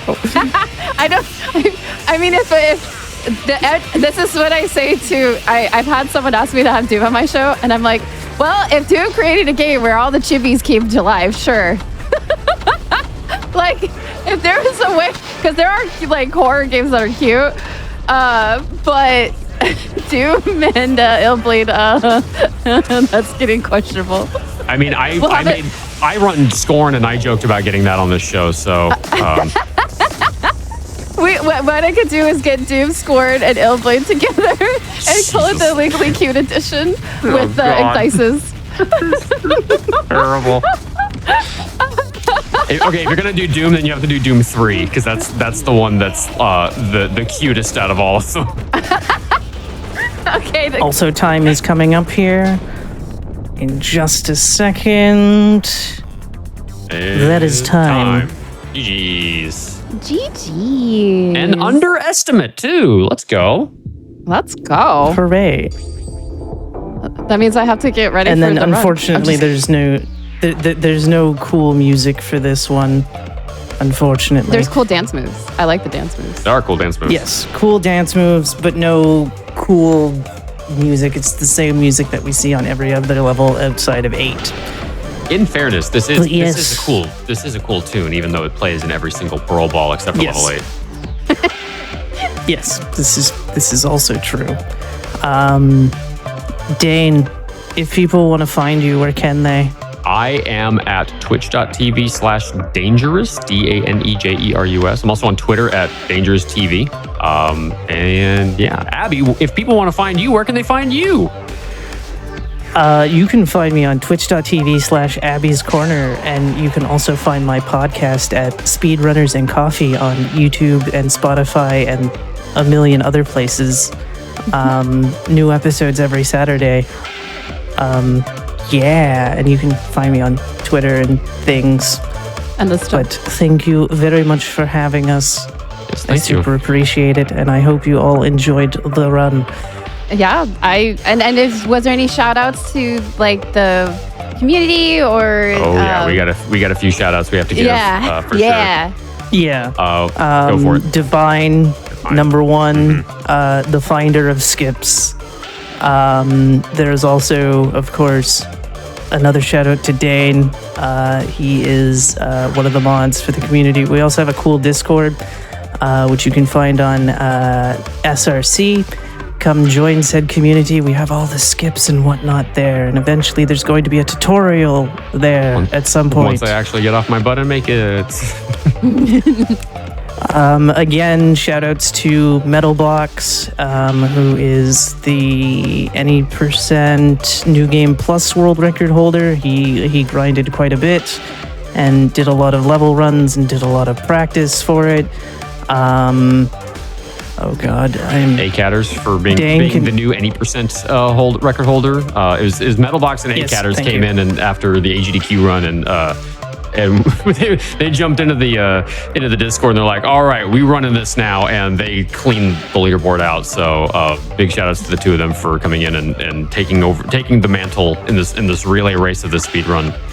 Big shout outs to them. I also have to give a huge shout out to Sam Montenegro, Oniric, one of my VIPs. I haven't seen him online in a while. I think he's busy with IRL stuff because he's got a wife and kids and whatnot. But he actually wrote the auto splitter for this game, as well as the trainer that has a collision viewer and save states, fly mode. He did a bunch of work to make this run like optimizable at all. If not for him, this would have been a slog trying to find out some of the stuff that we found out. So I have to give a huge shout out to Sam for doing that. And we also, can we just shout out Mopeful Studios for being like one of the coolest dev teams I've ever met in my life. Like, they are awesome people over at that studio. They sent me a shirt right before AGDQ just for speedrunning their game. Patrick Milvey DM'd me on Discord and he's like, hey, we want to thank you for speedrunning our game. Can we send you a shirt? And I was like, yes, that would be awesome. Thank you. And so they sent me a shirt, and it's great. It's a great shirt. So I gotta shout out Mopeful Studios. I've whitelisted them. I will buy any game they make. They are some of the coolest people I've ever gotten to talk to that work in the game dev space. So shout outs to them. Yes, they are incredible, especially because they did release that speedrunner patch, which we also have in the Discord. So if you are interested in doing the speedrun and running that patch, the Discord has the answers you seek. But again, thank you everybody who tuned in to watch this. And again, thanks to Rue for having us. Please join the Discord and maybe check out the game. It is a fantastic game. You won't be disappointed. That's for sure. Well, thank you both for being on the show. I appreciated this. It was a great time. Well, in the meantime, we are going to get ready for the next run, and the next run is me. So I will be taking a nice little break. But I hope you all stay tuned for some more Legally Cute. I will be running Mr. Saitou. It's a very, very interesting game. I'm not sure why I decided to speedrun it like Monday, but hey, we got it. We're going to do it. So we're going to show this should be a good one. Yep. So stay tuned. We'll be back with some more Legally Cute.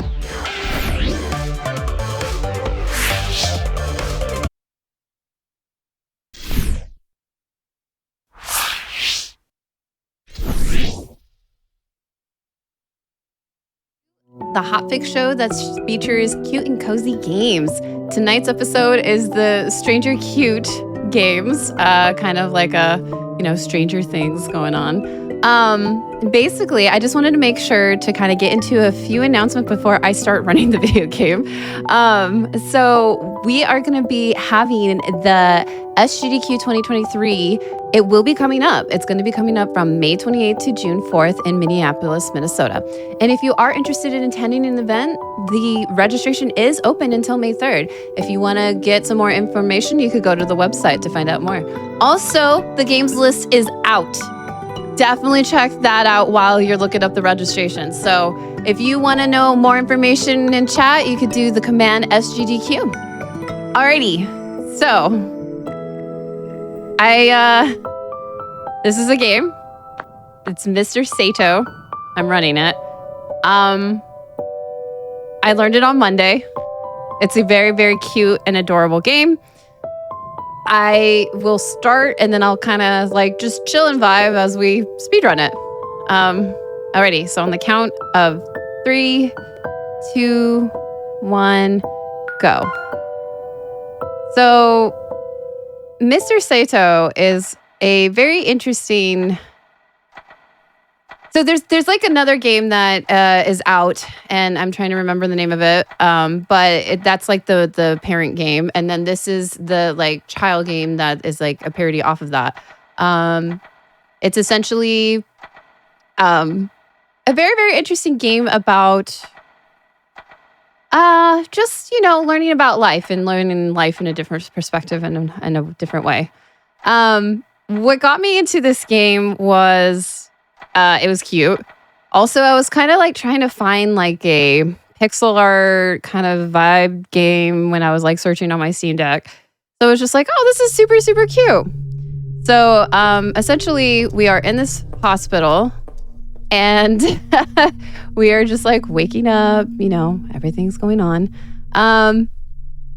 So as you could tell, Mr. Saito's life is, they were like trying to get through this, and this is kind of like the tutorial, and just being like, okay, well, we're gonna roam around, you got to check the things, you got to check the stuff, and then you just got to keep checking certain areas, and then this mysterious voice keeps popping up, and you're like, well, who is this, what's going on? And yeah, they just keep on talking, and they're just like, yep, nope, not there, wrong. And so then you just like, okay, what's going on? What's this whole weird things going on? And yeah, so we're just gonna kind of keep looking around, just keep on checking things, turn on the sink of water, why not? Totally fine. This is where people hide, right? In the toilet. So yeah, now you're like, what's going on in that corner? What is going on? No, this is not a horror game. Basically, it's just it's a very interesting game where it just teaches you about a different perspective of looking at life, especially after you go through something major as of an accident.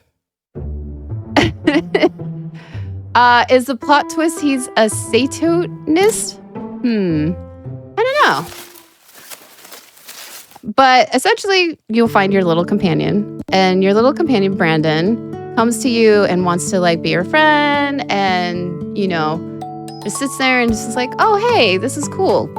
I'm not sure why Brandon was hiding in this particular room and wants to play particularly here, but hey, it's yeah. So if you played the mother game, I'm trying to remember it right now, then you'll kind of recognize a little bit of the characters and everything like that.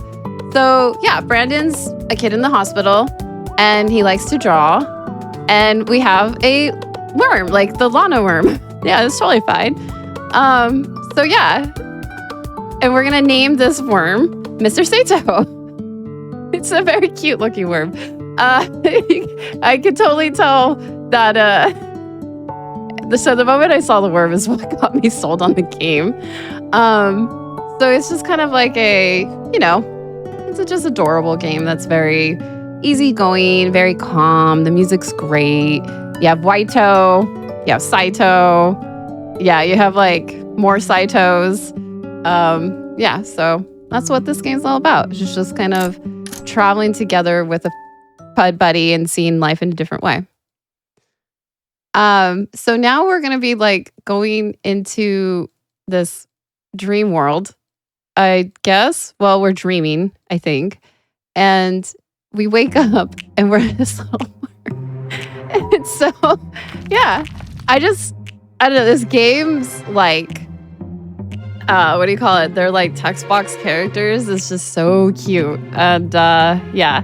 And this overall vibe is just, the aesthetic is cute, But my favorite characters definitely have some personality to them. And so, yeah. Right now, we're just going to be getting these briefs. We have to pick up 7 of them. And so we're going to make sure to get the metrics for our boss, the boss toe. And yeah, our boss toe is asking us a very, very hard question. Are trains cool? Chat, can you tell me if trains cool or not?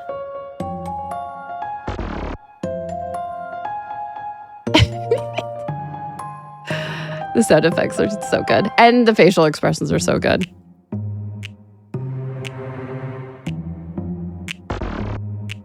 You failed. So because we failed, we have to get these metrics, basically. Oh, did it now? From chat, it came up in their discovery queue. Okay, so I'm gonna get 7 of these little papers, stacks of papers. It's definitely a very straightforward game. There's a lot of quirks going on. A lot of characters that like you get to know like this character in particular. It's very obvious that nobody likes Irritato. So it's yeah. The reason why I'm pointing out Irritato because you'll see Irritato again later. Yeah, so we're just going to be kind of roaming around, just getting the rest of the metrics and going from there. So we don't really want to talk to anyone, obviously, because I am... Yeah, you're watching a bunch of Diglets. It's totally true. And you're going to learn about these beautiful birds. I forgot their actual names, but we'll see it pretty soon. They are going to show up quite often. So, let's just make sure that I got 6. Okay, so I think one more is in here, if I recall. No, it's not. Okay, where did I miss one? Hold up. I thought... okay, we got one over there. I can't go that way. I would like to see what everybody has to say in terms of... Oh, there they are. I missed them. They were like right there in, in plain sight. So basically, we're going to turn these in, just be like, hey, we did it. We did our job. Yatta. Okay. Say business things. Can I help you? Nope. All right. Never mind. All right. So we're going to be going to our computer and we're going to go to work. So this is my computer. We got to get our secret code. That is a great secret code. Do you know what the secret code was? Okay, so we're going to go into the room that I have to use the secret code for in order to get to the underground. However, we're going to meet up with Irritato. And Irritato is quite irritato. Yeah, it doesn't matter what I say. It's the same amount of time. It's literally just this. And then, yeah, Irritato's just like always in your face. And you're like, Levi, please don't. And you're like, okay, no. And yeah, we have to see 0.49523. Okay. I don't know. There's numbers there. 0.457142857142857. Yep. Very, very helpful. And according to these calculations, there is 4.2751. I don't know. Trains are cool. I like trains. I think that train tracks, like the actual train tracks, like that go around, are actually really fascinating. Okay, so we were able to get away from Irritato. We don't want to be with Irritato. So here we go, talking to another Saitou. Hey, look, I'm talking to myself. Wait, I think I'm Mr. Saitou, and then everybody is Saitou. I think Otto. There's Otto, Saitou, Waito, Irritato. I think if you just like Ruto. Oh, that actually sounds kind of cool. So yeah, so we're in this area where like we're gonna hang out with the coworkers and we gotta talk to everybody, and we have to literally talk to everybody. And so I can't leave unless I talk to everybody because of the whole like I need to socialize. And so yeah, so we're gonna socialize with everybody. So we say hi to everybody and we're like, oh, Roboto. That's another one. I forgot all their names. They have such interesting names. Yeah. Okay, so we're gonna just kind of finish talking. I'll talk to the shroom too, just to make sure I talk to everybody. Yay! Cute little shroom. So as I'm just kind of doing this, I'm just like, enjoying this and everything like that. I am trying to read the dialogue, but it's going too fast. Oh, wait. No. There we go. So, yeah. There's a reason why when I started playing this game, I was just like, why not? I'll just speedrun it. It's fun. There's not like any complicated tricks. It's pretty, like I said, straightforward. There's some puzzles that you get to solve. But it's such a quirky, cute little game that I had to just showcase it for this whole entire episode. I felt like it fit the theme pretty well. Alrighty, so now we can finally leave. But then our friend Waito is going to follow us. So what is the favorite name so far that we have seen that we love the most, chat? Like Waito, Saitou, Basto, Rapto, Mr. Saitou? Which one? Ruto? That sounds like Naruto, though. All right, so we're just going to kind of go to bed. And then we're just wake up to this whole entire weird, like, sounds and noises. Ah, look at that. All these odd little birds. I forgot what the birds' names are. Let me see what they're actually called. And then we have our little friend, the weird kid. Okay, I'm trying to remember what... Oh, Minimoris. Minimoris. That's what their name are. Minimoris. So Minimoris are these birds that come in various shapes and sizes. And they scare all the worms. Because, you know, birds, worms, totally don't try to eat them. Right? Maybe. I don't know. But, so that's why the worms are afraid of these Minimoris. They are not able to kind of... Yeah, they just kind of go in their hole and like, you know, go like scurry away. So these Minimoris are going to be prevalent for the rest of the game. They do not talk. They just kind of sit there and stare at you and enjoy staring at you.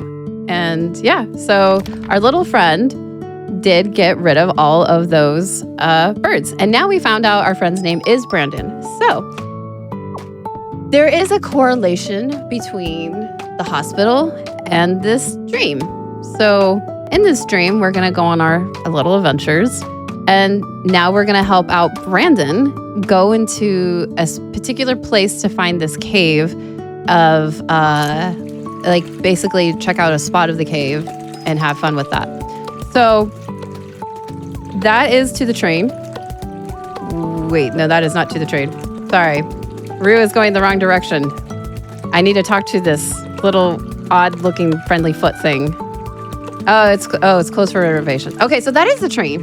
That's what. Okay, I had that right. All right. So, anywho, as Rue has decided to learn on the routing, and she did do it right the first time, but then, it's like when you take that test as a kid and you're like, just go with the gut.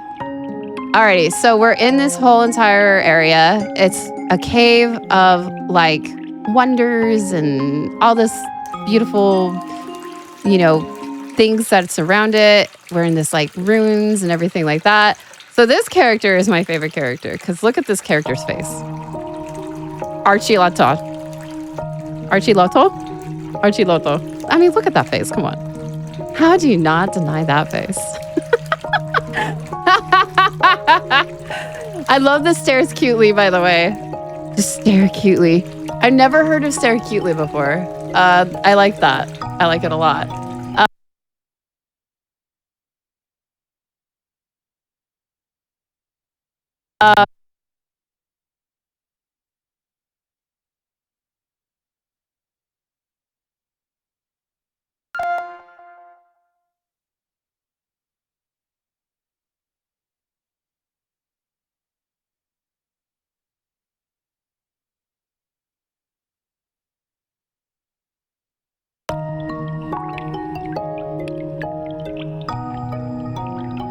It should be back up.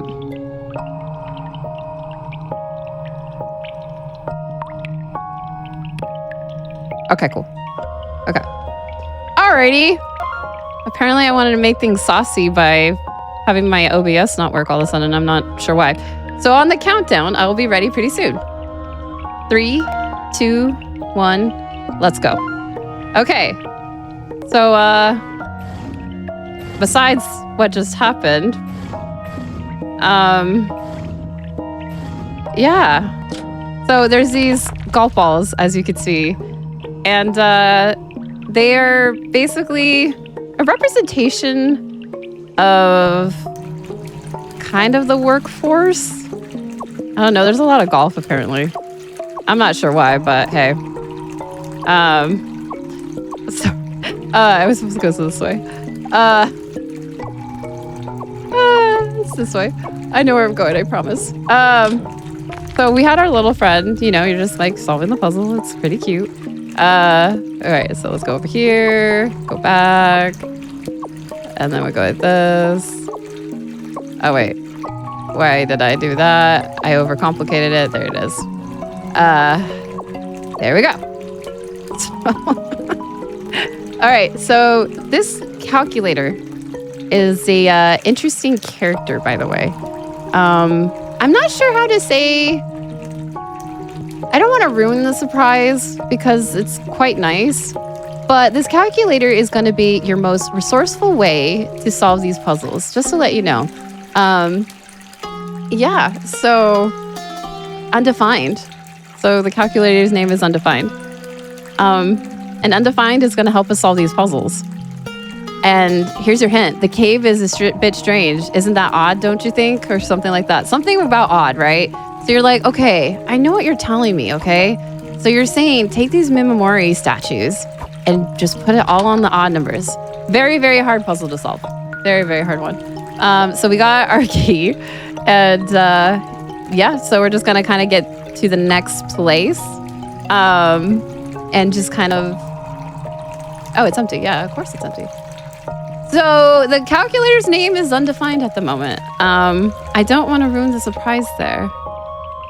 Of course. Oh yeah, your game is amazing. I love the game. Thanks for coming by. Yes, I learned this run on Monday, and I love the game. I love I'm gonna play your other game right now. After this, it's just I played this one first, and so yeah. Give some love to Super Shiggy in the chat, everybody. Developer, yep, very, very cool. You're gonna see in the credits. Yeah, it was a great game. Very, very happy to have found it. So I'm very I'm like very happy right now. That's so cool. I'm glad that you all came by. Yeah. I if anyone wants to ask questions in chat, I'm happy to ask them out and, you know, put the answer and questions here and read it out loud. So for anyone who wants to ask any questions to the game dev, go ahead and I'll read it out.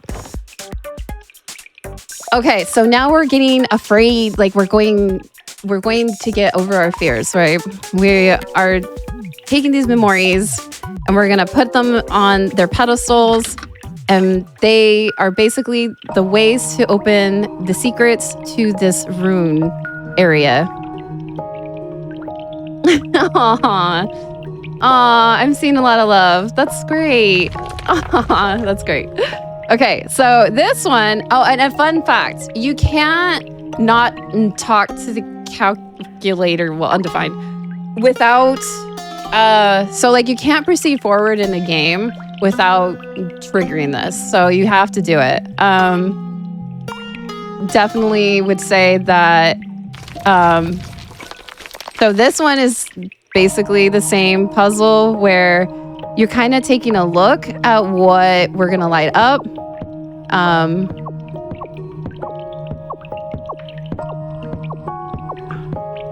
There we go. And then we go like that. So then we figured out the secret. And there we go. Yatta. So now we're going to have a little bit more of a dialogue right here about there's like this concert going on and you can hear music from inside. And so you're like, huh, okay. So how do we get in there? But we can't quite get there yet. We still have a little bit more to do. We do have to go in here. And then we're going to meet up with our friends to the left. And yeah, so just, I have to say, by the way, I love the concept of all the creatures and the characters. They are so cute. And I'm going to say right now, I think my favorite, they're like the worms are my favorite, but also, oddly enough, this like glue one right here, not pungent onion, but glow shroom. They are like my two, oh, sorry. They are my two favorite because they just, I don't know, the whole like little going back and forth right there. I like that whole interaction right there. The memories are kind of cute too, but I don't know, because I like the worm so much. I'm on the memory side. Oh yeah, there's a magnet. So earlier, as I was saying, you have to talk to the calculator undefined. So yeah, I definitely have to say a lot of positive things about the game. It's been like, I love the storytelling. I love the journey that you go through, and yeah, it's actually kind of like my favorite part is when there's a concert, and yeah.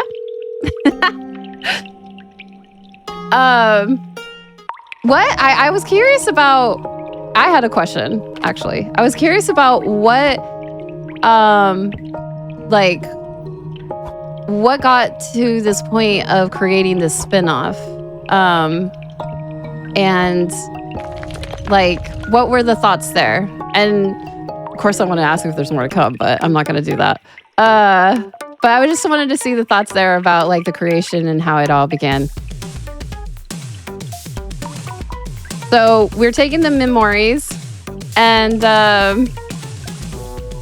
so we have to find every single memory. So as we were outside, as you saw, you had like the small ones, the big ones, and then there's that like really, really big one. So we are going to be continuously just fill this up and come on. Oh, you're going to do that. Okay. Just go on it. Yeah, there it is. I was trying to get that to happen. So we need like 5 more memories. So now that little creature that was here is now gone. Now we're going to be getting this one, and we're going to take this back outside. And, you know, we're going to just continue opening up this cave because that is what Brandon, our friend, wants to do. I love the emotes and the wiggles. They are so adorable right now. So yeah, so now we have 4 more left. Yeah. Oh, I also like the little mushrooms. Like the little mushrooms everywhere are super adorable. I like the lighting. Oh yeah, that's right. I have to go all the way to the right. So basically the little mushrooms. Oh yeah, okay. So this is what, I'm just gonna leave it here. Some kind of speaks? I'm gonna take a little water.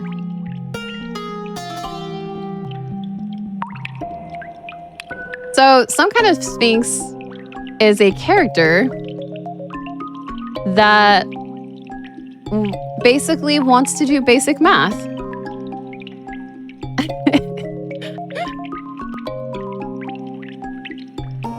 I think a big part of it was one of the NPCs in Raku ended up becoming our stream mascot, Saitou, and over time, so much backstory and lore got developed. Ooh, that's a great answer to my question. And I really wanted to put it into a game to tell his story. I love the way that you told his story. I am going to play your game after, like the main game after this. I even have it downloaded and ready to go. Okay, so we're going to do some basic math. Okay, so 17 minus 4, right? Okay, we know that one. And then the square root of 81. It's impossible. We're going to have 7 plus 1, 8. We're going to do, you know, this one. 22 divided by 2. 3 square. 9. We're going to go to here. I'm going to save the best one for last. So that will be 17. This is my favorite one. I love how it's like, oh, hey. Also, I have to tell you, I love the music. The music and the design is really good, and the storytelling is really good, but the music is so good. So essentially there's these like, I don't know, like they're haunting, just we have to be careful of them. But oh, the math problem. Oh, I wasn't paying attention. I wasn't supposed to do that. We're supposed to avoid these. Oh, hey, it's gone now. That's funny. Okay, so we got this one. Oh, what? I didn't think it would touch me. Aw, come on. Okay. Well, when I was practicing, I got it first try. Okay, so just go right here. There you go. I'm going to wait for this one to come back.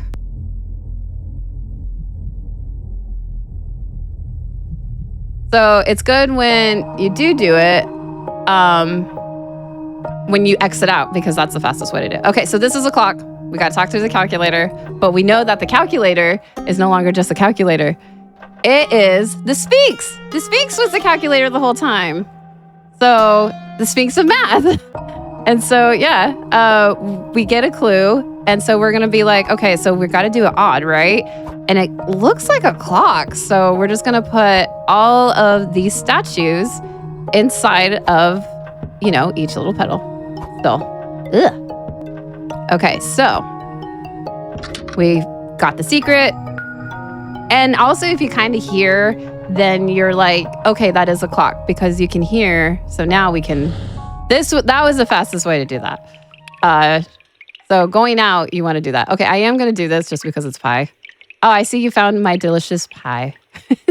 It's approximately 3.141592655359. I just had to do that. Okay, so we're going to pick up this little one, this little memory, and take it back. And so the no holds poster, keep that in mind just for a little bit later. And voice skip, yeah. Just run into it and then you're done. You don't have to like finish that room or anything like that. So we did pick up the blue key, if I remember correctly. And yeah, we're going to put this down here. Put it on there. And then we're like, yeah, we're good. Yeah, pro strats. Yes. I'm glad that everyone's enjoying the game. I hope that you all like consider... Oh, wait, I got the blue key. That's right. I got to go into this door. We got to consider... sorry, I'm so distracted right now. Just consider playing this game and buying it because it is like... It's a nice treat. Oh, I see like a few people in chat clapping and cheering. Aw. So we only need 2 more left. Oh, I have to go in the front for this one. I did do it in the back before. I'm trying to figure out where that point was. But right now, I don't have time. I gotta get going. Okay, so we're gonna go back. I'm so distracted right now. So we are gonna go back and we're gonna go back through that blue door and we picked up that memory and then we are gonna have to do another little puzzle. And this time, my boss is here. Oh no! So earlier, what you didn't read is that my boss was like, hey, you need to do this presentation. And then all of a sudden I'm skipping work today. So my boss is like, okay, you know what? It's okay, but I need your help. So the way that we're gonna figure out this puzzle is, oh, I gotta talk to him. I wanted to go pick up the memory. So we're essentially going to figure out how to find our boss's golf balls. And so earlier we saw all those golf balls. Those are the boss's golf balls. So as of right now, we're just kind of like, you know, going to solve the puzzle and everything like that. And just pretty much figure out the puzzle. I love their faces. Their faces are so good. They're like reactions each time you see it. So like, that's my favorite part. So I do need this key. This key is important. So we're gonna take these and we're gonna get the golf balls out. So here you go. Oh wait, let me do this actually.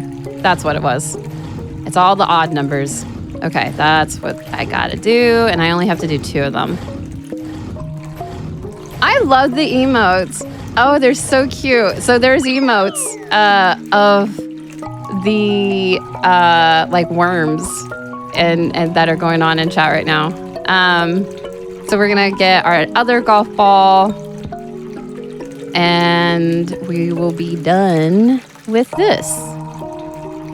All right, so we're gonna get this one. We're gonna put it on the pedestal. I want to say So we're gonna put this right here, go down here. I feel like in a weird way, I'm like doing the Pokemon, what do you call that move in Pokemon? Yeah, so we're gonna talk to our boss and he's like, fantastic work, we're gonna give you a red key. So earlier we saw that door with the red key and we're gonna open that up and then we're gonna have a conversation. In that conversation, it's basically, you'll see. So who is everybody's favorite character so far? So the Aunt Onion.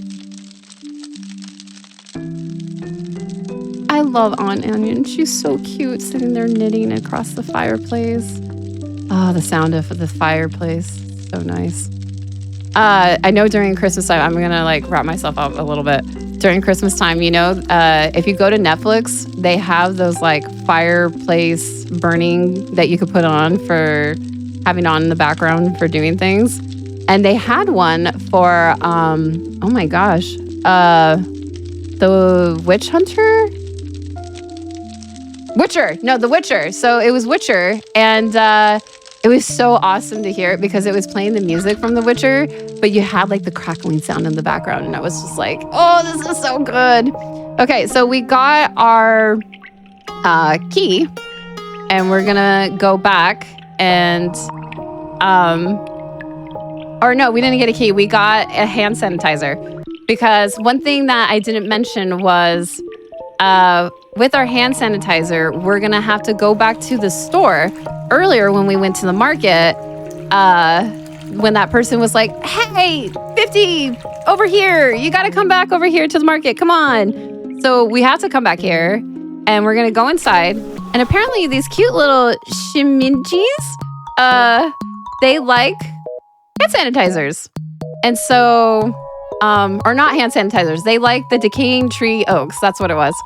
So they want the decaying tree oaks to get the hand sanitizer, then we get the hand sanitizer and we're gonna feed it to the Memori because Memoris like hand sanitizers. That makes total sense. I think that is how you stay clean.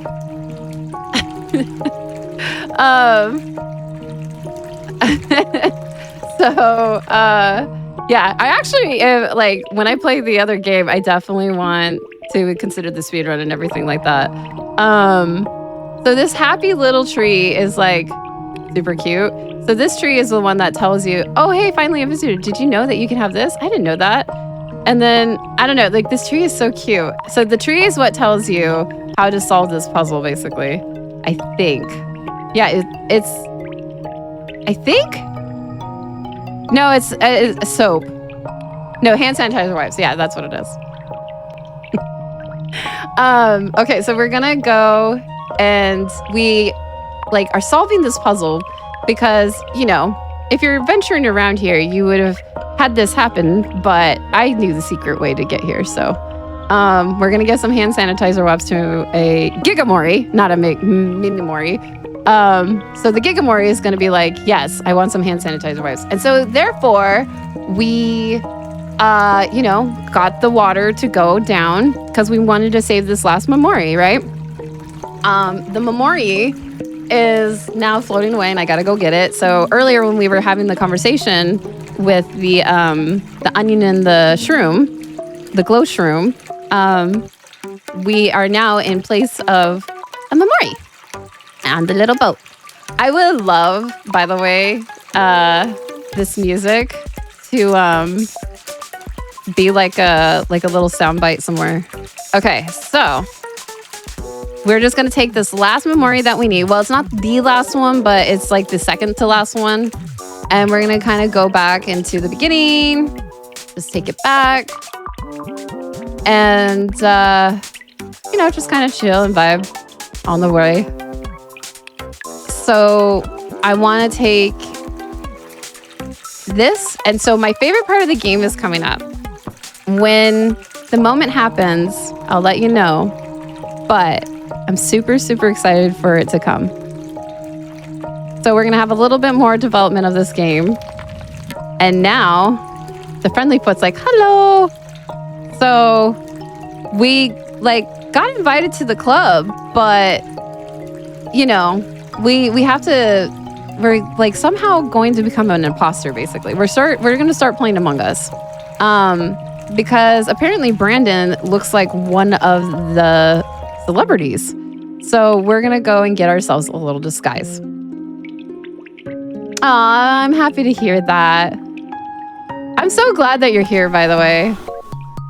Okay, so we're gonna talk to this Shiminji, and basically,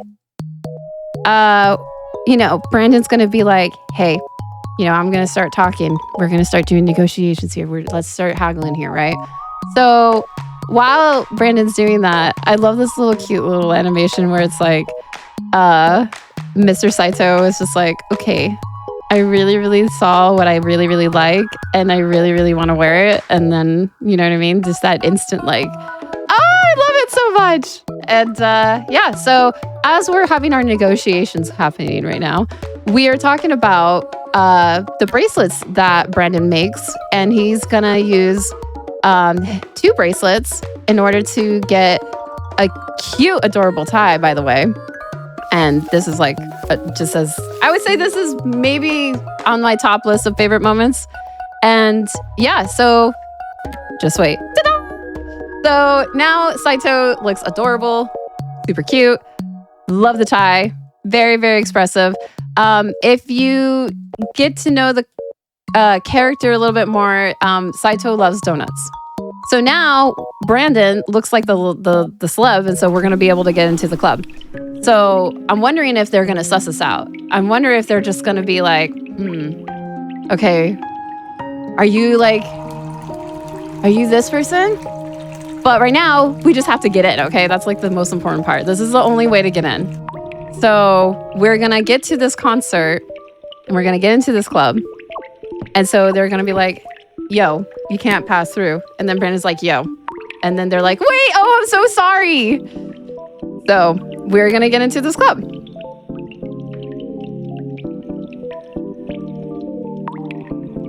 I love that I'm a backup dancer, by the way. I'm definitely a backup dancer. So we're into the club, and we're like seeing, you know, a whole bunch of new characters and everything like that. So essentially what we're going to be doing here is, I think I have to talk to everybody. I'm trying to remember if I have to talk to everybody or if it's just one person I talk to. Because right now I can't be, so that like memory right over there, I can't get it right now. So I have to kind of like talk to everybody and be like, you know, Brandon has to interact with them, and they need to like recognize him and be like, yeah, this is your music. This is great. And so, yeah. So my favorite part about this whole thing are the bears and what's to come. And this is funny right here too. This is very unexpected. So there's a whole joke right there. It's an inside joke. I'm just gonna talk to everyone just to be safe, because I think they're all cute. Why not? And yeah, so we're gonna kind of do that. And then after we're done talking to everybody, the next part's gonna come up. I love all the characters.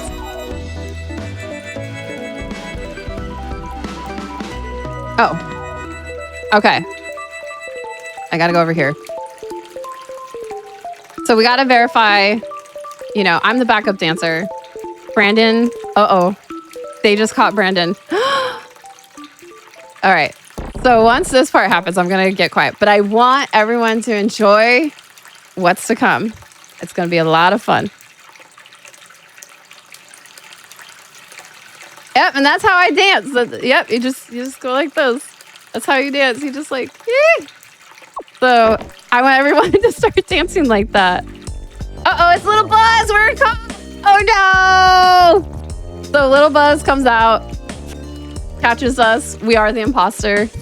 And yeah, so basically we're gonna be able to, you know, hang out with them on the stage and be able to kind of like enjoy our time on the stage with them. So I'm gonna let this happen, and I'm gonna be quiet because this is my favorite part. I want to see all the dances in chat. So good.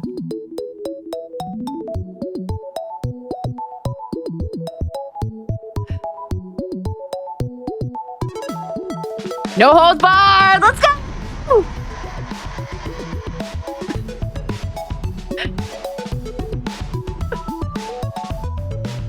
Let's go, gonna start the show. I was once a little flower, but a plant has to grow. Now we're stepping on the scene and the lights start to glow.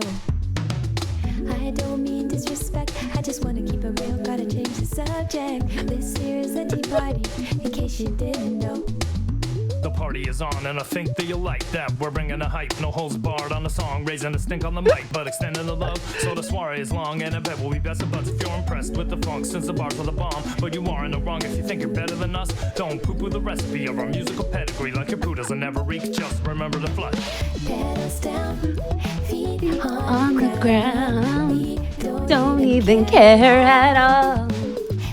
Fancy kings and queens, that's not our scene. The tea party. Come and dance with me. Such a good song. I love this song. So great.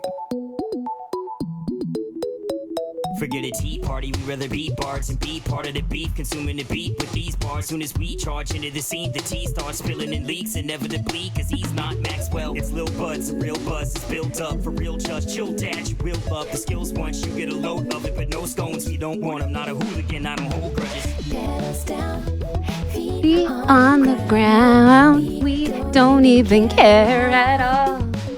Fancy kings and queens, that's not our scene. It's a tea party. Come and dance with me. Isn't it adorable? Oh, it just, oh, that's so good. It's my tea party and I rock by 1, 2 hands in the air. You be hanging with my crew. We know holds barred and we bring in an old school. Before the chairs and Tony Bears, we don't follow your rules. Except you should brush your teeth. Be nice to your mama and get enough sleep. Himawari on the first line of defense. Odd coders, Texas $80 and cents. Ladies and gents, wizards and men, gather around. Folks come from miles just to hear our sweet sound. Pound the ground away, wrong gate. This is a Gucci. Best boy, get kami, kabuto boshi. You used to have me walk 10 feet behind, and now you showing me love. Yeah, make up your mind, one of a kind. Done with the grind, it's time to shine. Cause the wizards send early, she starts right on time.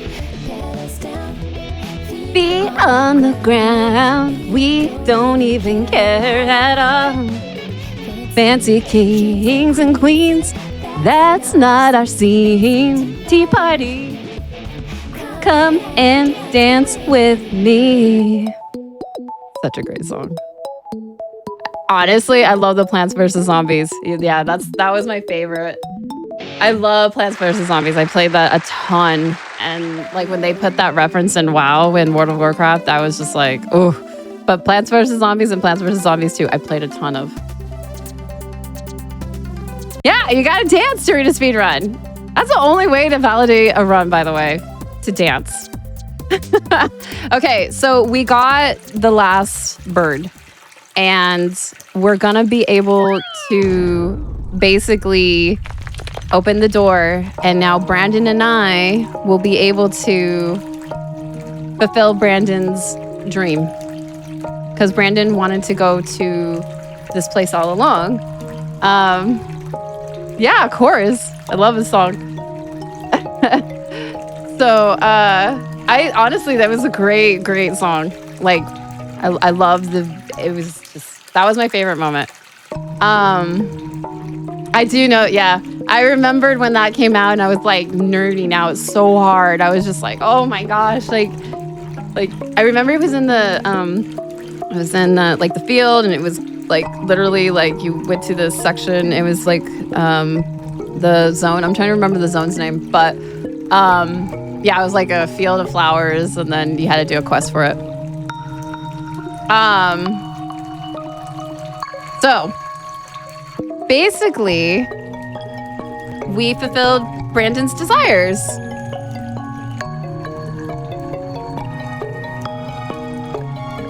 And so Brandon's dreams come true. We were able to take Brandon to the Crystal Cave to see this. And I love this. I like how we were able to take our friend and share this special moment with them. Because we worked so hard to get here, right? And so being in this canyon was super, super important to Brandon. Yeah, so it was just super... This game, so time will be coming up pretty soon. It's when I go to the train station, just a heads up. So right now we're just kind of enjoying this moment together, learning more about a deeper appreciation of friendship and this journey together and sharing it and being able to kind of look at life in a different way. So now we're gonna go to Saitou Mart to get some snacks and be able to do that. And I just have to say goodbye to him just because I love that character's face. The happiest people were the ones who were loved the most. Aww. That is... Aww. So we're gonna get our snacks because we're getting them for Brendan and I. And yeah, so the train's here. Trains are cool, remember, trains are cool. So we're gonna be roaming around for 30 seconds. Not much, just like this is just automatic. It's Saitou! Hi, Power Forge. Yeah, so just kind of sitting here and just killing time, basically. Talk to everybody. Why not?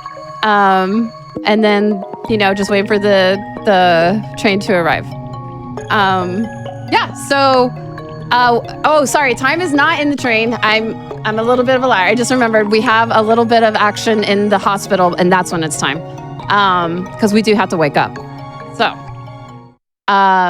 basically, as we are in this journey together, and we're on the train, you know, everything is just, life is great. Trains are cool, right? And just sitting here and enjoying life and enjoying the friendship that we have with Brandon and how Brandon has helped us get over our fears, our anxieties. You know, basically Saitou is admitting how all those haunted souls earlier were from Saitou because, you know, Saitou wasn't in the best state of mind and wasn't doing too well. And so that's why, you know, you kind of went into this journey to understand the heart of Saitou and how this character has grown and developed because of love and learning how to love more. So because of love and just being unconditionally loving, you're going to be happier. So, and that's what Brandon provided to Saitou. So that's why I liked showing this game. There was many cute moments. Obviously, the song was amazing. But I felt like this is kind of a way to kind of just talk about things in life that I think like people can kind of relate to. You know, you work every single day, you work really hard, you travel back and forth to home. You know, and you get to a point in life where you're just like, huh. And so that's kind of the scary moment, though, is when you get into these moments and you learn that, like, because of a very, very extreme circumstance, you know, you're able to kind of get a second chance of life, get a second chance of living. Because maybe before you felt like, you know, the grind was just every day and it was a lot. And so just, you know, the stress and anxiety and depression and being able to kind of have that change for you is, I think, a beautiful way to tell the story. So now we're back in the hospital. And as soon as I get the last actionable scene, time's going to come up. So I'm just waiting to get out of bed, and then we're gonna have time pretty soon. All right, let me see if I can beat my estimate. Come here. Brandon. So we're looking for Brandon. And we're like, hey, where is Brandon? But here's the important part. Time's going to come up really soon. The important part of this whole entire journey in this important line is a new day, a new life. And then we are like, hey, Brandon has a little surprise for us because we were like, hey, where's our friend? Time, by the way. That is time once it hits the white screen. And so Brandon sent us this little get well, Mr. Saitou card and all the adventures that you shared. So this is a great game. I recommend playing it. There's a lot more in terms of just like you didn't see. But very, very straightforward. But honestly, it's a beautiful, very like beautiful game that just I would take time to explore it more and definitely check it out and definitely check out the main game to understand Mr. Saitou's storyline. I'm going to be playing it. So yeah, I hope everyone enjoyed it. I really am happy that this was showcased. I'm really happy that you're here. All of the like developer team and all of the love being shared. So I appreciate that. And yeah, so check out the game. Shout outs, the developers, the team, GDQ, staff, production or producer. Yeah, and I hope you enjoyed this game and the journey with me of watching it. It's definitely worth it. Alrighty, well, I do have to end the show, unfortunately, because that was my show tonight. I'm glad everybody enjoyed the song and the Plants vs. Zombies reference and everything like that. So I will continuously, be happy to showcase cute little games like this, but I will be returning back to 2 weeks from now, and I will have more cute games to show. And it's awesome to be able to kind of show games like these. And yes, I hope you'll have a beautiful weekend and y'all stay GD cuties in my heart as well as yours. Alrighty, well, I will be heading off. You take care. And there's a cute little moment between those two.